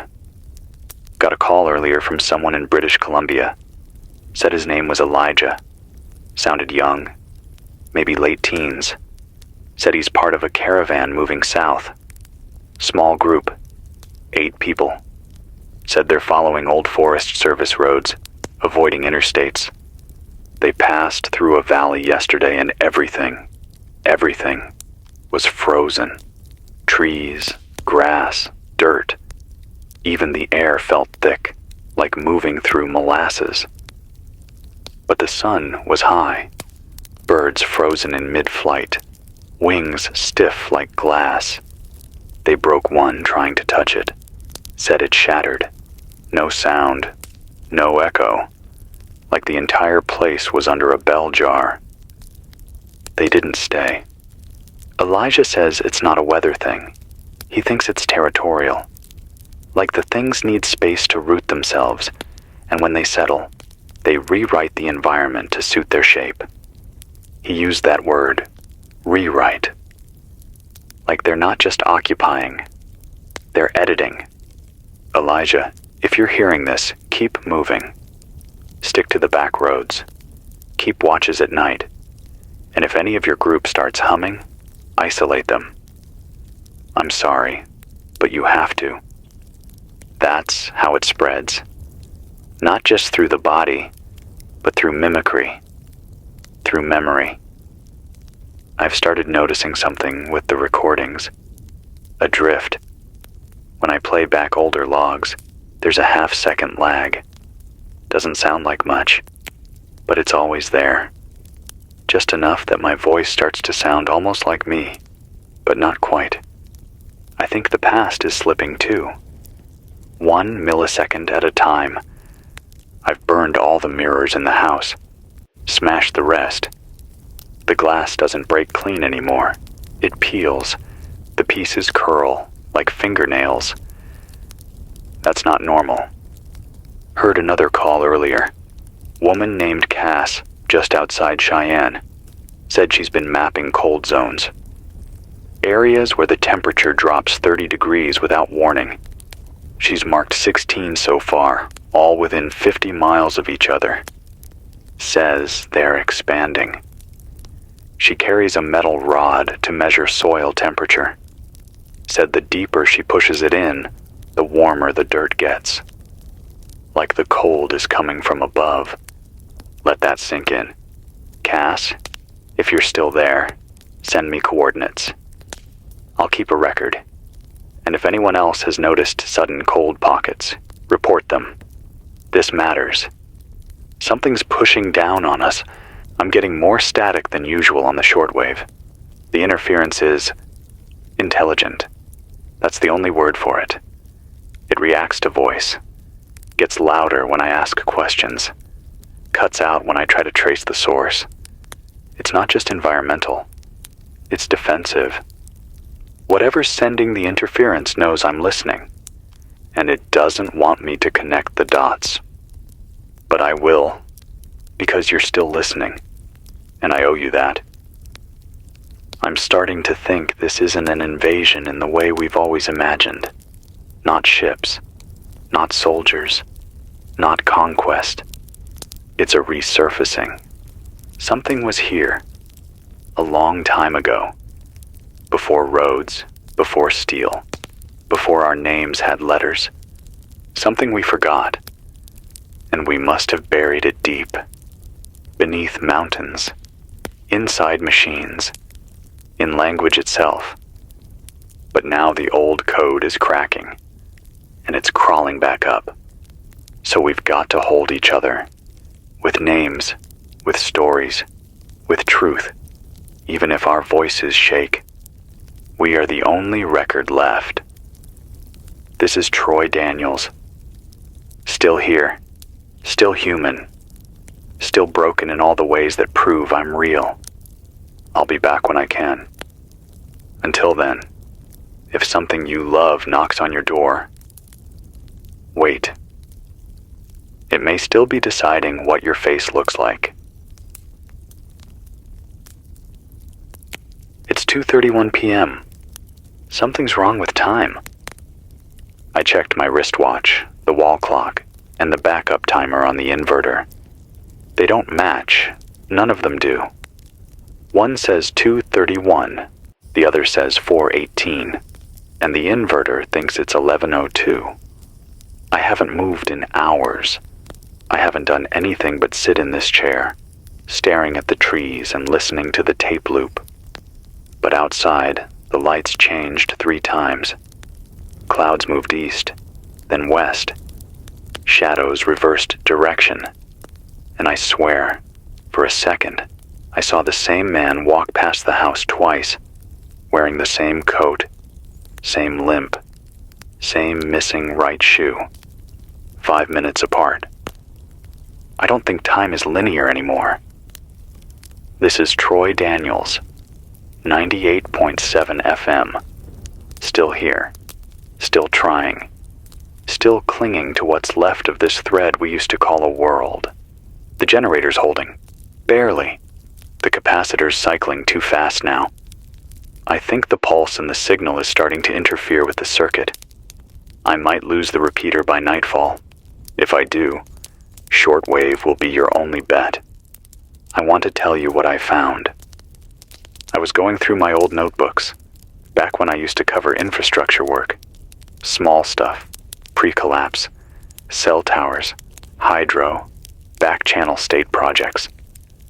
I found an old map sketched on the inside cover of a spiral pad. It shows underground bunkers, unlabeled. Some handwritten notations. Black site. Decommissioned. Vibrational instability. And one phrase, scribbled twice in red ink. Not dead. Dreaming. I don't remember writing that. I don't even remember reading it. But the handwriting's mine. There's one location marked just west of St. Louis. That might explain why that city went silent first. If something was buried there, if something woke up, then maybe this isn't random. Maybe it's patterned. Like rings in water after a stone drops. I keep coming back to Wallace. The old soldier who warned us about Black Valley. About sealed caves and projects with no names. Maybe what we're seeing now isn't new. Maybe it's the side effect of something that always lived down there. Something they couldn't kill, so they just built over it. And now the roof's cracked. I picked up a strange signal today. Didn't recognize the frequency. Not AM, not FM, not shortwave. It was somewhere between the bands. An old emergency range, I think. There was a woman's voice, distant, muffled, like she was speaking from inside a well. She was counting down from 50. Every number had a breath after it, like she was waiting. When she got to 3, the transmission ended. No explosion, no message, just silence. And then a burst of static that knocked out the left channel on my monitor. When I played it back, there was something buried underneath. A phrase. Slurred. Barely there. It said, "The body is a doorway." I haven't played it again. I've had 5 separate reports now of people splitting. That's what the callers are calling it. Splitting. It's not death. It's not transformation. It's division. 2 bodies. 1 memory. One from a man in Nebraska. Said he walked into his garage and saw himself tightening a bolt on his generator. Same jacket, same limp, same scar on the chin. He didn't speak. Just looked up, smiled, and disappeared into the wall. The man hasn't slept since. How do you sleep when you don't trust the mirror? If this is happening to you, if you've seen yourself twice, if you've felt your thoughts slip or your dreams repeat, don't panic. You're not alone. This isn't madness. It's interference, a kind of psychic crosstalk. Like our identities are being echoed back at us by something that doesn't quite know how to stop. That's why the humming starts at night. That's why voices echo before we speak. They're trying to predict us, to remake us, like we're data, like we're corrupted files being slowly rebuilt. I don't know how to stop it, but I know this. Holding on to your story helps. I mean that, not just metaphorically, literally. Say your name, speak your memories, whisper them if you have to, record them on cassette if nothing else. Make your own echo. And maybe, just maybe, it'll drown theirs out. Before I go, here's a short list of new reports. Carbondale, Illinois. Entire neighborhood reportedly covered in black dust. Not soot, not ash. Dust that moves against the wind. Athens, Georgia. 22 students at the university began speaking the same dream aloud in class. Word for word. None remember doing it. Klamath Falls, Oregon. River froze solid for 20 minutes, upstream, then resumed flow like nothing happened. Medicine Hat, Alberta. 4 houses disappeared. Just gone. No wreckage. Just grass where the foundation was. The occupants have not been found. And here, in my own backyard, Jefferson Ridge, a man stood still in front of a rusted Chevy for over 6 hours. Didn't blink, didn't breathe, just stared. When I finally worked up the courage to check, he was gone. The car door was open, keys in the ignition, radio playing a soft lullaby that doesn't exist. I'll be back on the air by sundown, if the light still rises the right way. This is Troy Daniels, 98.7 FM. If you're hearing this, you still belong to yourself. Hold fast. It's 6:03 p.m. Something is wrong with sound. I walked into the kitchen about an hour ago to check the water jug, and when I turned on the faucet, just for a second, I heard my own voice coming out of the drain. Not echoing, not bouncing off tile. Speaking, repeating something I hadn't said yet. I leaned closer, listened. It said, "Don't drink. It remembers your blood." Then it stopped. The water sputtered, cold, flat, but the air in the room kept humming, like the pipes were still whispering.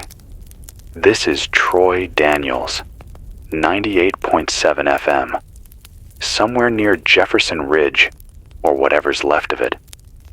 Still transmitting, still holding the line, still me. I've got another list of names.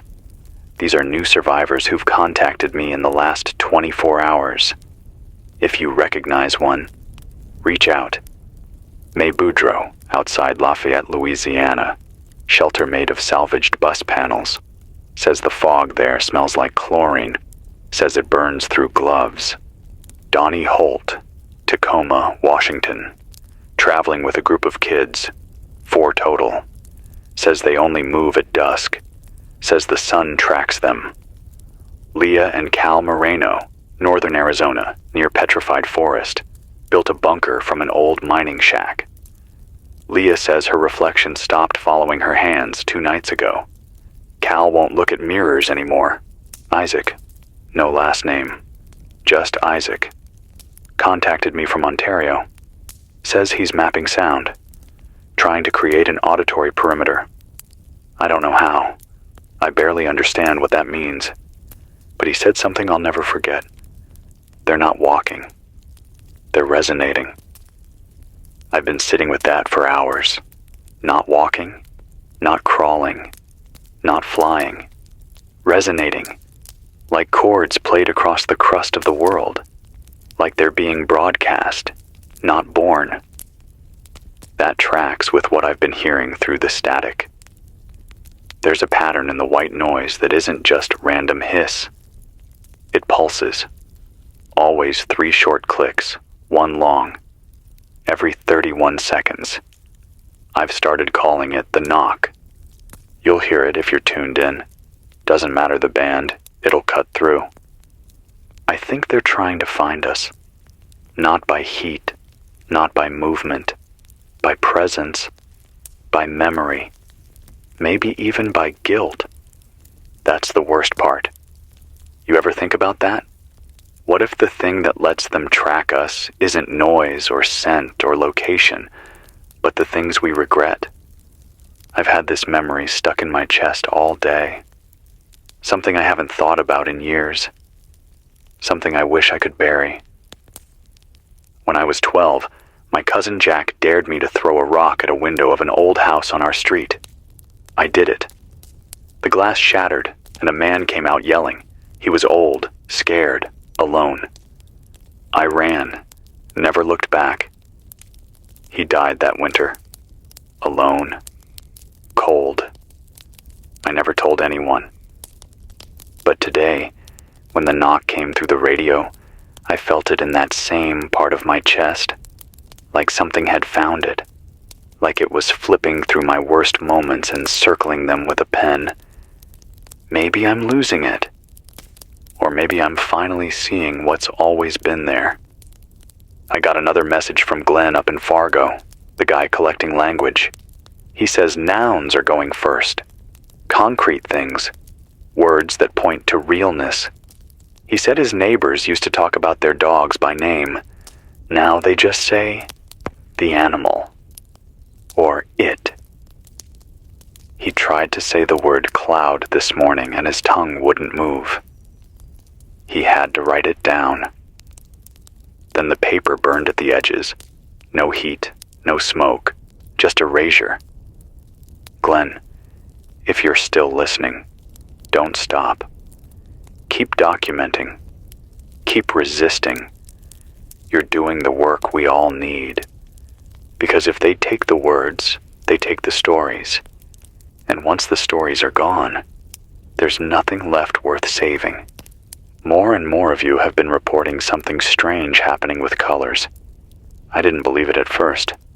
Thought maybe it was just fear, sleep deprivation. But I've seen it too now. Red's changing. It's not crimson anymore. Not cherry. Not blood. It's wet. That's the only way I can describe it. Red now looks like a surface. Like it moves when you're not looking. Like you could fall into it. And green is dull. Flat.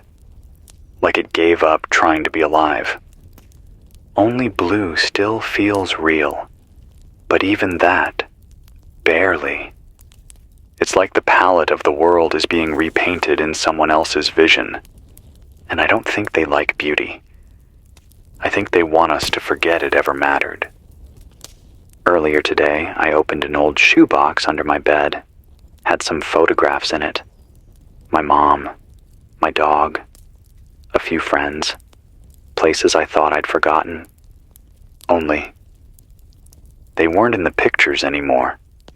The places were still there. The rooms, the street corners. But the people, gone. Just empty chairs, park benches. A hand here, a shadow there, but no faces. Like they were edited out after I sealed the box. If you have old pictures, check them, then hide them, then bury them. Not because they're dangerous, but because they prove you were here. And we need that proof. I'm going to cycle the generator soon. Let the core cool before sundown. If you're hearing this, mark your location. Draw it on your wall. Write it in dirt. Carve it into wood. Leave proof behind that you stood somewhere once and fought back. Even if all you did was breathe, even if all you did was speak your name into the dark. This is Troy Daniels, 98.7 FM. Still broken, still real, still me. Don't hum. Don't answer voices you love if they come from the wrong direction. And don't forget the name of your street. It might be the last part of the world that remembers you. It's 9:17 p.m. at night again. I keep waiting for it to feel normal, like maybe if enough of them pass, my brain will click back into gear. But it doesn't. The dark here is different now. It doesn't feel like something that falls. It feels like something that watches. This is Troy Daniels, 98.7 FM, somewhere in what used to be southern Missouri. Maybe still is. Maybe I'm a ghost now. Maybe we all are. And nobody told us the lights went out. Still broadcasting. Still breathing. I saw something an hour ago. I was sitting in the hallway, watching the front door. Just in case. I've started doing that at night. Just sitting with my back against the wall, crowbar in hand, listening. You learn to tell the difference between house noise and wrong noise, and I heard something wrong. Not loud, not fast, just a kind of dragging, like fingers on wet stone. Then I heard my own voice, not yelling, not calling, whispering, right through the front door. My voice, saying something I haven't said in 20 years. I still see the ocean when I close my eyes. I used to say that to my brother after we visited the coast. He was afraid of the waves. I'd say it to make him feel better, to remind him they were far away. I never said it on the radio, never wrote it down. But something out there knew it. I didn't open the door. I didn't move. I just let the silence settle again. And now I'm telling you. Because if it knows that, it's not just listening, it's inside our memories now. I got a message from a woman near Flagstaff. Her name's June. Said the ground there isn't behaving right. Roads keep moving. Not cracking, moving. Like the asphalt is shifting while people sleep. She says the map's wrong. That when she follows known routes, they double back on themselves. One of her group said they walked north for 2 hours and ended up facing the sunrise again. She used a compass. Needle spun every 15 seconds. Eventually, just stopped pointing altogether. And the worst part? She said the sky changed shape. I don't know how else to put that. She said the clouds didn't move. They just reassembled. Like someone shuffled them like puzzle pieces and forgot how they were supposed to look. June, if you hear this, send coordinates. If you can draw the pattern of the clouds, even better. Something's happening with the sky. You're not the first to notice. A man named Braden out of South Dakota said the stars are rearranging themselves. He's been tracking them, says some constellations blink, others shift. He swears that last night, Orion's belt had 4 stars, and that one of them moved. I used to think the sky was safe. That whatever happens down here, the stars were out of reach. Now I'm not so sure. I've also started hearing things come through the vents. Not voices, not breathing, just ticking, slow, measured, like someone walking in a circle around the attic. Every tick timed to my breath. Faster when I panic, slower when I hold still. I don't go up there anymore. If you've still got vents in your shelter, block them. Use fabric, insulation, anything. Don't leave them open to the night. That's how the sounds get in. It's how they teach your brain what they want you to hear. You ever hear the phrase cognitive erosion? It's when your ability to tell truth from repetition starts to wear down. When the same lie is told so many times, your brain reshapes itself around it. I think they know that. I think that's why the voices are always so calm. Why the images that appear in the windows are always comforting. Why the fake memories they pull out are always the soft ones. They don't want us afraid. Not yet. They want us open. So they can step in. That's what the noise is. The humming. The reflection drift. The lights that look like stars until they blink sideways. It's an invitation. And once you open the door, you don't close it again. I need to tell you about a call I got this afternoon. A man named James, somewhere north of Omaha, living in a barn with his 2 dogs and a pile of old survival books, said he hasn't seen another human in 5 days. But this morning, he found a circle of chairs arranged outside the barn. 7 chairs, each with a single sock folded neatly on the seat. No footprints, no tire marks, no signs of anyone coming or going. And the worst part? One of the socks was his, a specific one. Torn at the heel, navy blue, lost it 3 weeks ago. He asked me what it meant. I didn't know what to say. but I think it means they're watching us from places we can't see, that they don't just appear, they accumulate, like pressure, like mold, like memory rot. James, if you're listening, burn the socks, rearrange the chairs. Do not sit in them. Do not speak their names aloud if they come to you in dreams.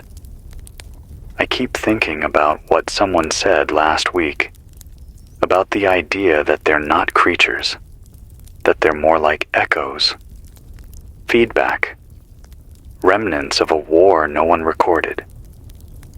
Maybe we weren't the victors. Maybe we just survived long enough to forget. And now the battlefield is waking up. I'm going to power down for a few hours. Save charge. Let the core breathe. I'll be back before midnight. If I don't make it, listen for 3 taps on the static. That'll be me. I'll try to get a signal through the narrow band. This is Troy Daniels, 98.7 FM. Still falling through time, still real, still trying. If you see yourself outside, don't wave. That's not you anymore. It's 11:56 p.m. I powered down for 3 hours. I didn't sleep, couldn't. I laid on the floor with the jacket over my face, just listening.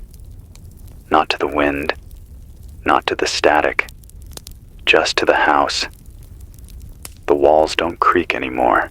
They click, tiny little ticks like bones settling in a socket.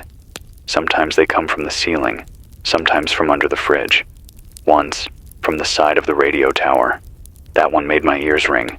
This is Troy Daniels, 98.7 FM. I'm still here. I think. There's a storm coming. Not thunder, not lightning, the kind you feel before it arrives, the kind that carries no sound until it's right over you. The static's been heavy tonight. My voice is warping in the headset, delayed by maybe half a second. But only for me. To you, I sound fine. To me, I sound like I'm already gone. I got a message today from a man named Ezra. Said he's somewhere in the high desert, south of Salt Lake. He's alone, but not by choice. He said his group started dreaming in sync, all 8 of them. Same dream, same time. A black pit in the desert, filled with faces. They'd kneel at the edge, look down, and the faces would smile, but not up, just inward, like they were smiling at something else, deeper inside. Ezra said he stopped sleeping. The others didn't. And when he woke up 3 nights ago, they were all standing at the edge of the fire, staring into the flames. They haven't blinked since. He left them food, water, walked away. I don't blame him. Ezra, if you're hearing this, keep walking. Don't look back. Don't follow your own footprints. If they start repeating behind you, change direction immediately. There's something following patterns now. Something wearing repetition like a skin. It's getting smarter. I've had 4 more reports of people hearing their own names whispered in perfect imitation. Not by family, not by friends, but by objects. Wind chimes, drains, clock radios with no power. And last night, mine came from the carpet. That's not metaphor.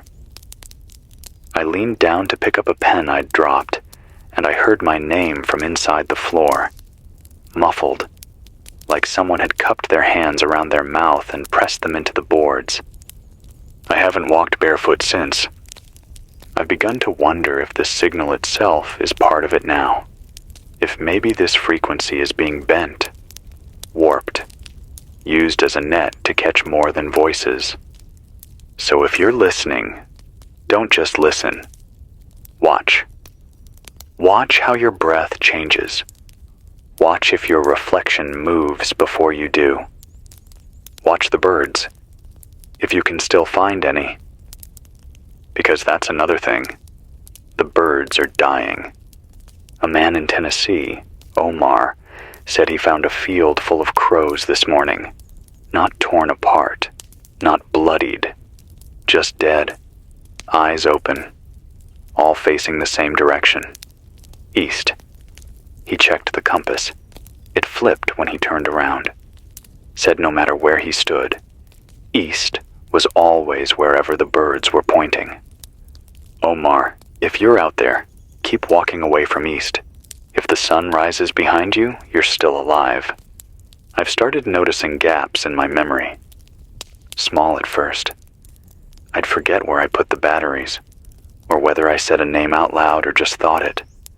But now, it's worse. I woke up at dusk with my shoes on the wrong feet, and I have no memory of putting them on. I haven't taken them off since. I don't want to risk not knowing how they go back. There's a phrase that started showing up in broadcasts across the Midwest. I've picked it up on 3 dead stations, buried under noise. The dirt remembers. No context, no tone, just that. On a loop. The dirt remembers. I don't know what that means. Maybe it's metaphor. Maybe it's literal. Maybe whatever we buried beneath the military bases and missile silos and Cold War fallout bunkers never forgot what it was. And now it wants to be seen. People keep asking me what started all this. I don't have an answer. I don't think it was a bomb or a breach or a curse or a machine. I think it was simpler, dumber, slower. I think we forgot something we weren't supposed to. And forgetting made space, and now that space is being filled. You understand? This isn't about attack. It's about replacement, not destruction, substitution. One voice at a time, one thought, one town, one sky, until the world forgets what it used to feel like to be real. So here's what I need you to do tonight. If you're still out there, say your name out loud 5 times. Say where you are, even if it's just in the dark. Say something only you would remember. A middle name, a scent, a secret you never told. Speak these things into whatever is left of the night, because they can't take what they don't understand. I'll be back on air at 2 a.m. unless the clicks grow too loud. If I'm not, listen for 3 knocks, then 2, then 3 again. That's me. This is Troy Daniels, 98.7 FM. I still know my name, and I'm still listening for yours. It's 2:11 a.m. The trees are doing it again, shifting without wind, leaning. It's like they're not rooted anymore, like they're not even wood, just outlines, shadows, shapes holding themselves together until we look away. The moon's not out. Not sure if it rose or if it was erased.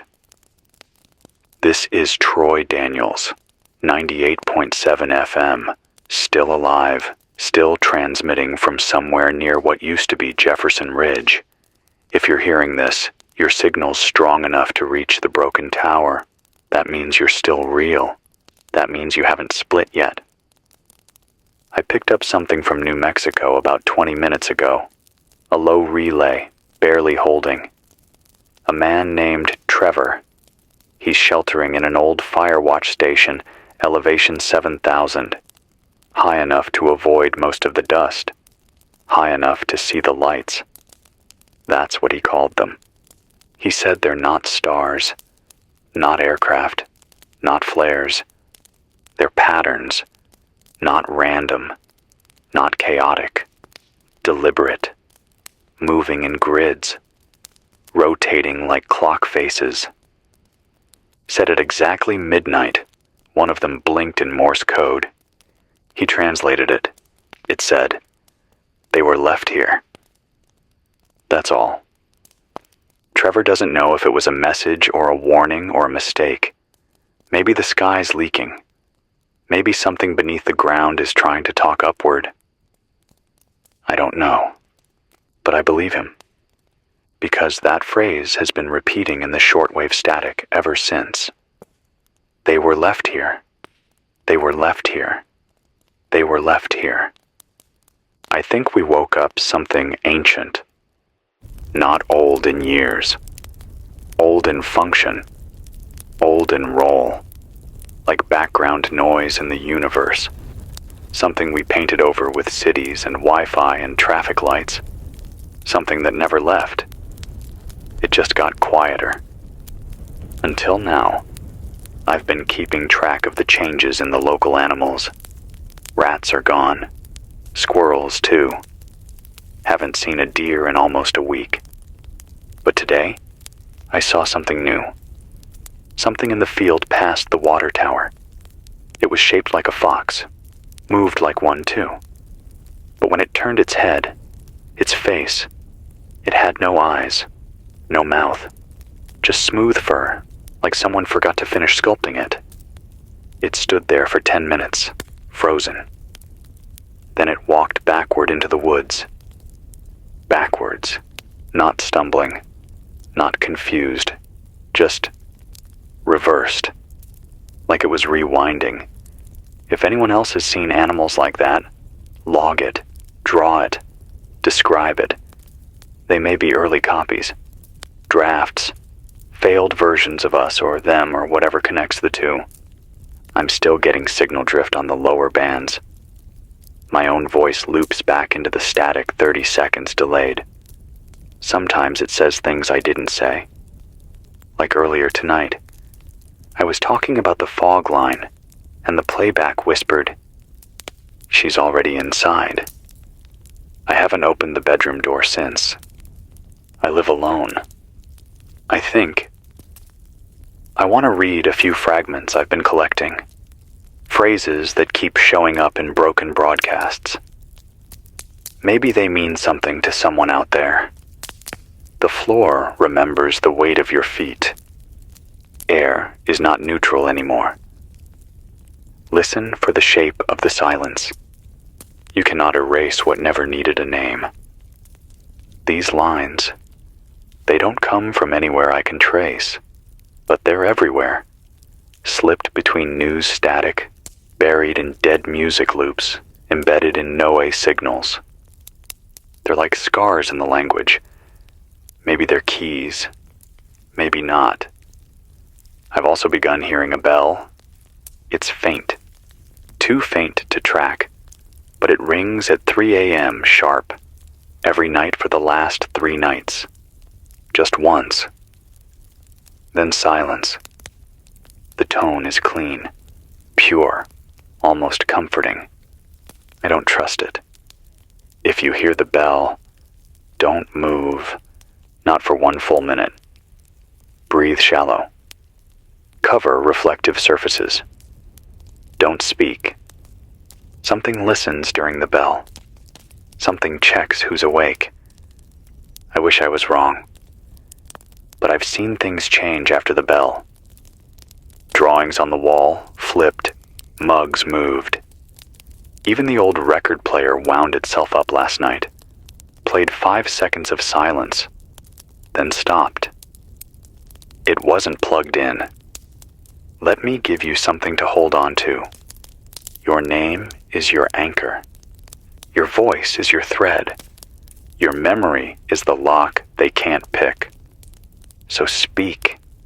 Even if your throat is raw, even if it's just a whisper into static, you speak.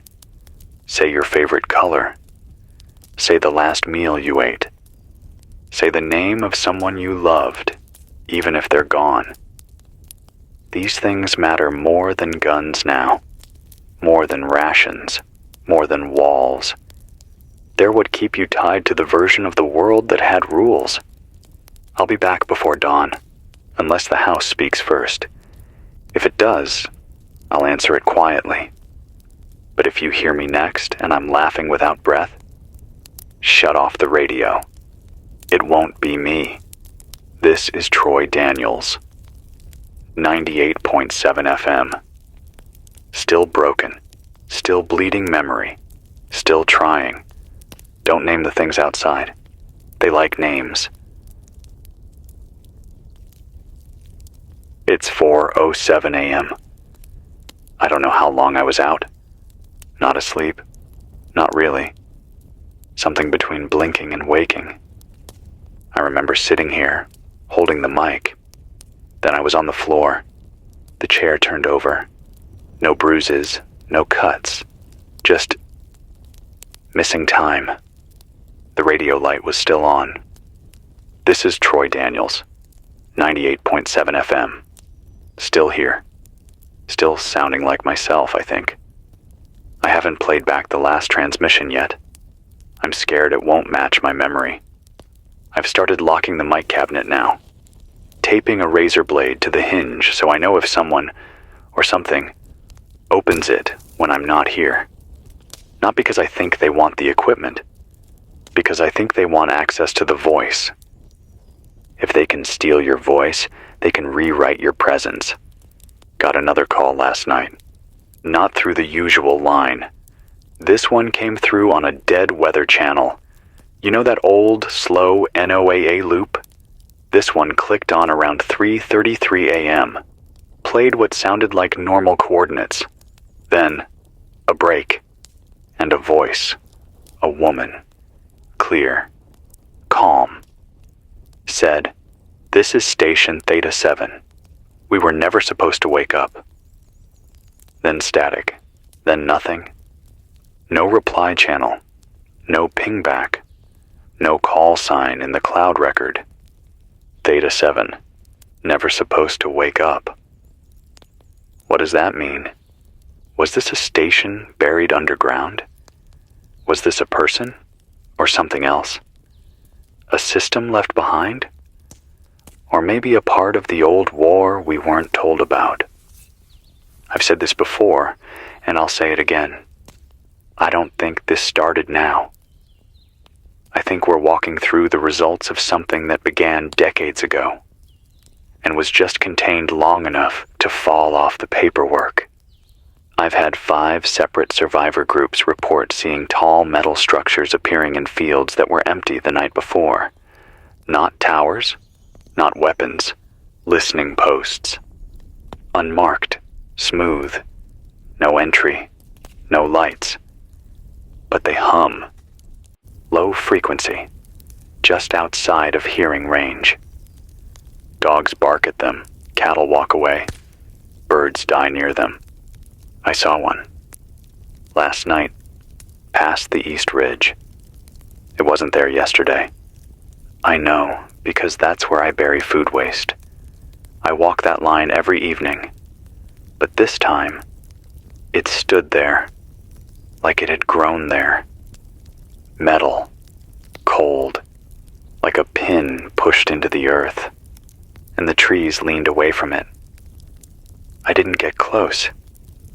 I didn't want to get close, but I could feel it in my teeth. And I swear, when I walked away, the static on my handheld radio whispered, "Observed." There's something recording us. And I don't mean data. I mean presence. Like the land itself is learning who we are before it decides whether or not to erase us. This morning, I found my handwriting on a note I don't remember writing. It was taped to the underside of the battery shelf. Said, "Don't trust 719. That's when they switch." I checked the clock. It's 4:07 now. I've got time. But that means I need to stay awake, fully aware, at 7:19 a.m. If you've seen anything similar, notes you wrote but don't remember writing, send them in. It could be warning, or contamination, or maybe both. A woman named Kara sent a burst from the Kentucky hills last night. She's traveling with 2 others. One of them a man she thinks used to be her husband. But he's wrong. She said he knows everything he should. Memories, habits, voice. but his hands are smooth now, like they were reset. No scars, no fingerprints. And when he sleeps, his eyes stay just a little bit open. She hasn't told the others yet. She sleeps in shifts, knife tucked under her back. Kara, if you're still out there, stay sharp. You may not be alone in the way you think you are.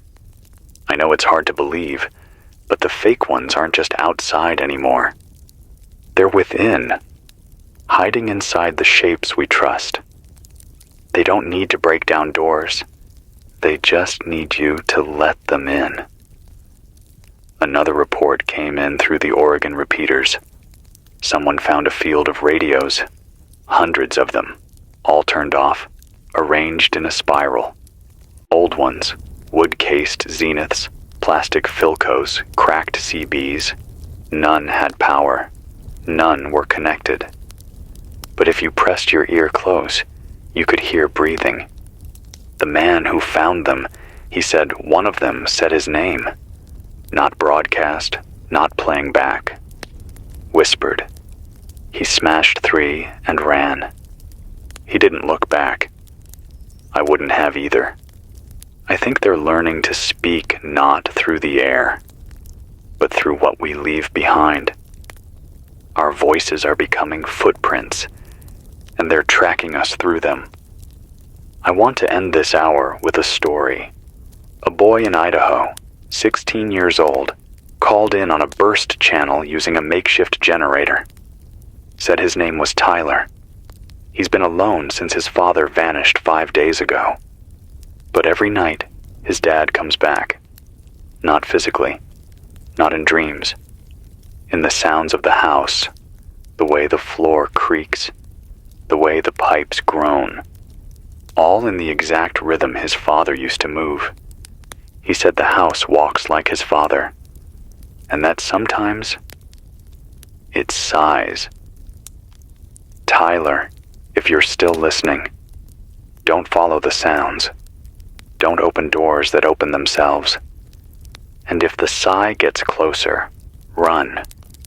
Even if it sounds like someone you miss, because that's how they get us. Not with claws, not with teeth, with familiarity, with love. This is Troy Daniels, 98.7 FM. Still real, still cracked, still myself.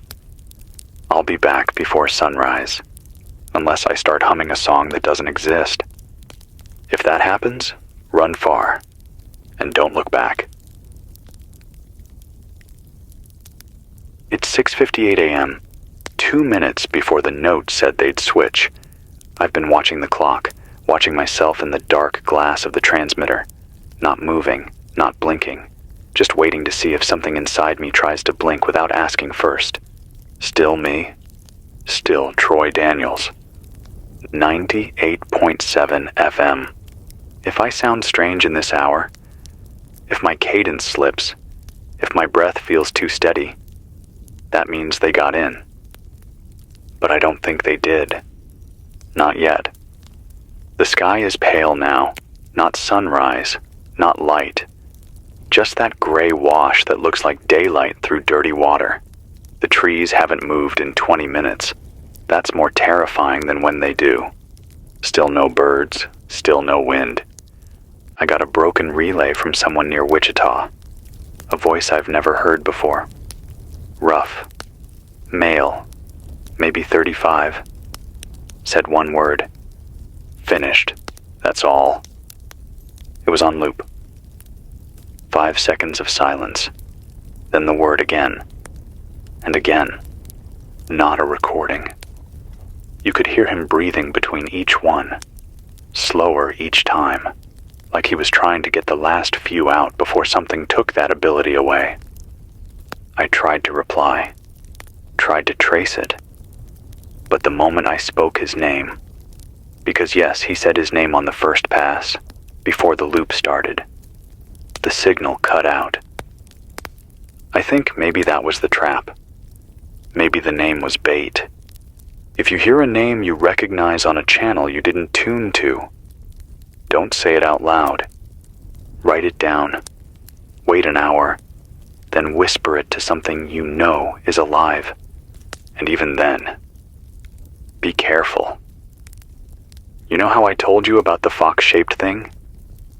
The one that moved backward? I saw another. Different shape. Bigger. It was in the backyard, just before dawn. Looked like a deer, from far away. But its joints were wrong. All elbows. No weight. Just lines bending in places they shouldn't. And when I stepped outside, just onto the threshold, not even off the concrete, the thing turned its head around without moving its neck, like twisting a plastic doll's head. It watched me. I watched it back. Then it dropped to the ground like it was made of ash. Gone. Not dissolved. Not blown away. Just replaced with a smear of old leaves that didn't match the season. I haven't left the house since. Earlier this morning, I got a message through the AM fallback line. Someone from Manitoba. A woman named Olivia. She said the snow fell in a spiral yesterday. Straight down. No wind. Just turning in place like a drill. And where it landed, it burned. Not hot. Not chemical. Just wrong. Her skin didn't blister. It peeled like bark. No pain. Just a sound. She said when she screamed, the snowflake on her cheek moved. Like it was listening. She hasn't spoken since. Just transmits tones now. Single notes. Sad. Almost musical. I think maybe something inside her doesn't want her using words anymore. If this is happening in Canada, then the spiral's wider than I thought. It's not a local breach. This is continental, maybe global, or maybe it's not happening across land the way we understand it. Maybe it's blooming inside memory. Maybe you wake up and your town's gone because enough people forgot it at the same time. That would explain why I keep forgetting the names of places I've lived. I wrote them down last night. 10 places. Apartment numbers, zip codes, friends, restaurants. This morning, half the paper was blank, not crossed out, just gone. Like the ink stopped being sure. That's what this is, isn't it? A war against certainty. If they can shake that, if they can fracture what we know, they win. Because humans don't survive with muscle or speed. We survive with memory, with story. We survive because we know who we are. And they're trying to break that, bit by bit. Tick by tick, I want to give you something real, something they can't twist. Right now, look around you. Find the closest object that matters to you. A mug, a photo, a blanket, your dad's old lighter. Say what it is. Say what it means. Say who gave it to you. This ritual matters. It's armor. Every object you tie to identity becomes an anchor. And if enough of us stay anchored, the wind won't carry us away. Before I cut signal to swap the battery, one last report. A woman named Elsie from New Jersey says she saw her neighbor outside last night. Except he's been dead 6 months. She watched him walk across the driveway, holding a box of laundry detergent. Same shirt he was buried in, same limp. He looked up at her window, smiled, then reached into his chest and pulled out a note. She says it said, "Don't answer the knock tomorrow." Then he was gone. Elsie, if you're out there, thank you. We won't answer. None of us will. This is Troy Daniels, 98.7 FM. I'm still breathing. I'm still not humming. Keep Keep your mirrors dark. Keep your name small. Keep a photo near your heart. The knock comes next. It's 8:12 a.m. No knock yet. No movement at the door. No sound beneath the windows. But I don't trust the quiet. It feels prepared, like someone arranged the silence in advance. This is Troy Daniels, 98.7 FM, still tethered to what's left of this world, still broadcasting from a house that used to feel like a house. Now it's more like a costume. Same walls, same doors, but none of the warmth inside. Just cold space wearing skin. The eastern sky's gone yellow. Not sunrise yellow. Not morning haze. It's the color of bruised paper, the kind that's been rained on and dried too many times. The light pulses now. You can't see it if you're not paying attention, but it's there.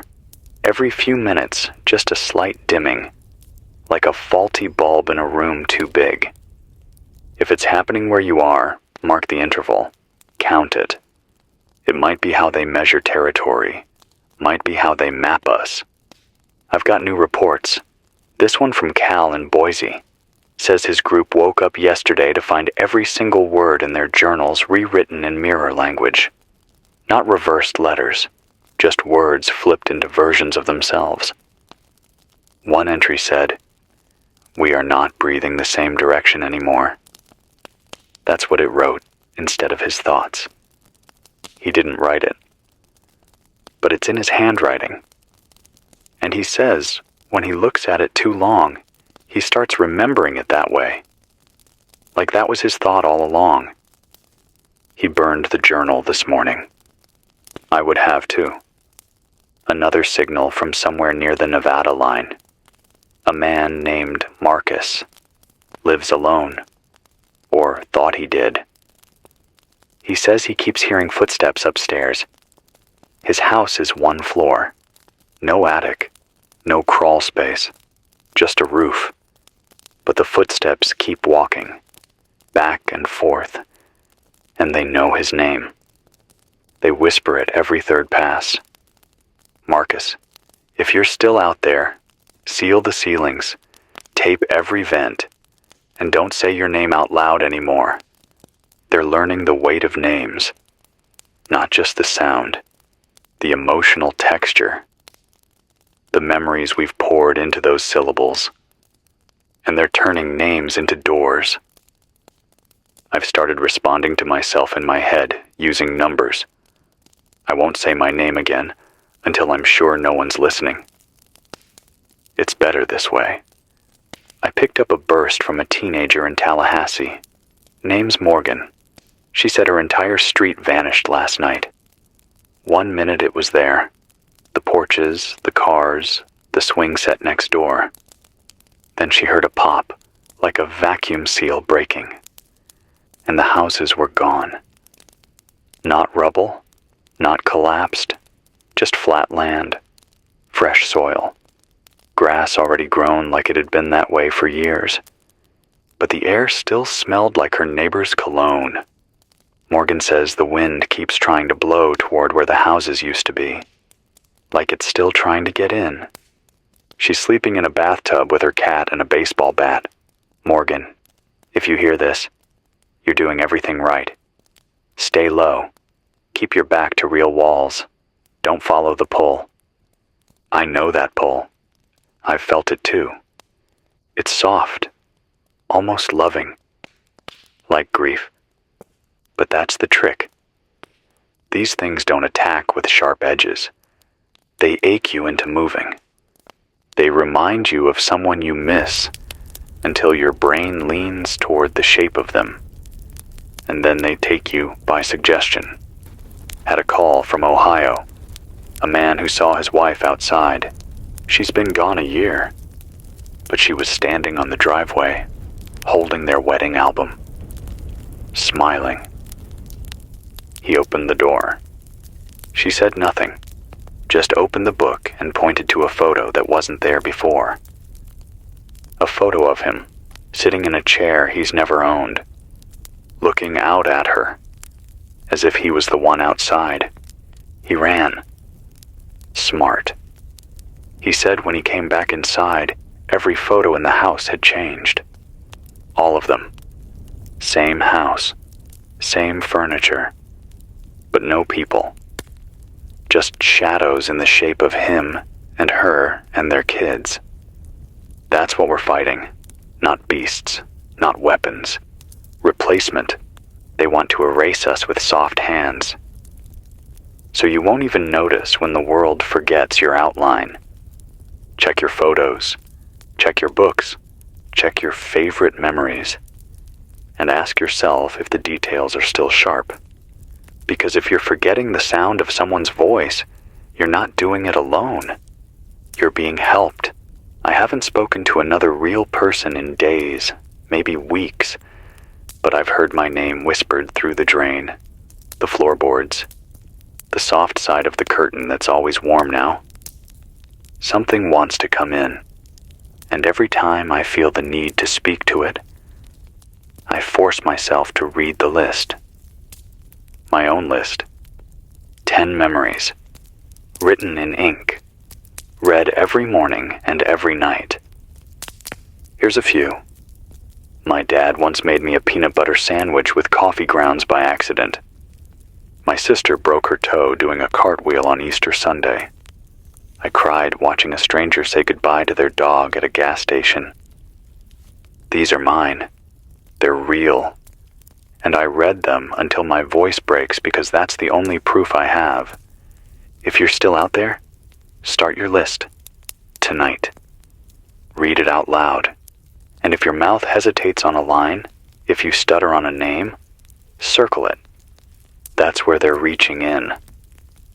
I'll be back before 10, if the light hasn't blinked out by then. This is Troy Daniels. 98.7 FM. Still the same voice. Still remembering the sandwich. And the toe. And the dog. Keep your feet warm. Keep your eyes dry. Keep your name inside you. It's 9:41 a.m. I'm not sure I slept, but I did dream. Not a nightmare. Worse, it was familiar. Same layout as my house. Same floor creaks, same curtain shadows, same stupid chip in the paint above the sink that I always meant to fix. Only one thing was different. The doorknob turned when I blinked. Every time. I'd close my eyes, even just for a breath, and when I opened them, the knob had moved. Just a little. Clockwise. Then more. Then again. Until it opened. I woke up before it finished. Or maybe I didn't. Maybe I'm still in it. If you're hearing this, you know the routine. This is Troy Daniels, 98.7 FM, somewhere near Jefferson Ridge, still anchored, still calling out. I checked the battery shelf this morning. One of the power cells had been reversed, not drained, just turned around in its slot. No one's been in this room but me, or that's what I've been telling myself. We don't talk about rearrangements enough. The small shifts, things you know weren't where they are now. Like a spoon flipped over. A boot you always left side up, now pointing the other way. A photo facing the wrong direction. These aren't mistakes. They're tests. And if you fail to notice them, I think they move closer. So notice everything. I got another ping from Isaac, the man in Ontario tracking sound. He says he's identified a harmonic pattern that repeats across multiple cities at almost the exact same time each morning, 4:44 a.m.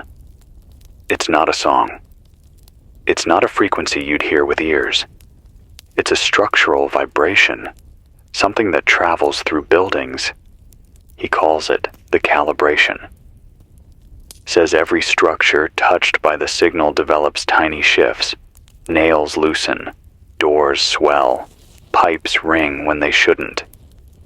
And if you're inside during the calibration, your dreams don't belong to you anymore. He said people start sleep speaking, not in their voice, not even in a language, just syllables, wet ones, vowel heavy, repetitive, like a child trying to remember the rhythm of its own breath. Isaac, if you're still alive, send me a phonetic breakdown, even 5 syllables. We need to name this thing before it names us. Naming has power. That's the one thing I still believe in. If we can describe it, we can resist it. Got another report, this one from the outer suburbs of Portland. A woman named Gwen. She said a man knocked on her door wearing a red vest and holding a clipboard. Said he was with the census. She laughed. Told him there was no census anymore. He smiled, said, "I'm not here to count you." Then he handed her a mirror. Just a small round one, plastic frame, cheap, like from a hotel room. She took it. It was warm. He left. No vehicle, no footsteps. Just vanished around the side of the house, even though there's no exit there. Just a fence and a creek. Gwen says she broke the mirror immediately, but the next morning, it was back on her pillow. She's been sleeping in the basement since. I told her to bury it. She tried, but the hole she dug filled itself back in. Twice. Gwen, if you're listening, get rid of it any way you can. Wrap it in salt. Put it outside. Leave the house if you have to. Anything reflective is a channel, a doorway for what wants to come through wearing us like masks. Another call, this one from the north edge of New Mexico. A man driving an old postal truck, alone. Said he's been surviving off fuel rations and abandoned rest stops, driving south, always south. He told me something I haven't been able to forget. Said that after midnight, every highway sign starts changing. Not visibly, not with words, with weight. He said the closer you get to a sign, the harder it is to breathe. The longer you look at it, the more it feels like it's memorizing you. Not reading you, memorizing. He said one night he passed a sign that said, "Easy exit." Then, 2 hours later, another sign said, "Come back." Then, you looked away. Then, we know you're back. He doesn't drive at night anymore. Neither should you. Stick to dirt roads. Stick to unmarked turns. Use compass bearings only. Trust nothing printed after the first day of the blackout. Even road paint lies now. If you've been keeping a notebook, good. Keep going. If you haven't, start one. Not just survival stuff. Memory. Log every dream. Every moment of deja vu. Every name you almost forget and then remember too late. The space between those things, that's where they're watching. I'll leave you with one more. I found an old voicemail this morning. Didn't remember recording it. Phone hasn't had service since the grid collapsed. But the tape deck picked up the signal. It's me, saying the words, "You've already been replaced, but not completely." I don't remember saying that. But the tone, it's mine, and it knows too much. I haven't deleted it. I play it back every hour, just to remind myself of what I sound like. Just in case one day I don't. This is Troy Daniels, 98.7 FM. I'm still here. If you're still yourself, hold fast. If you're not, please don't answer the next knock.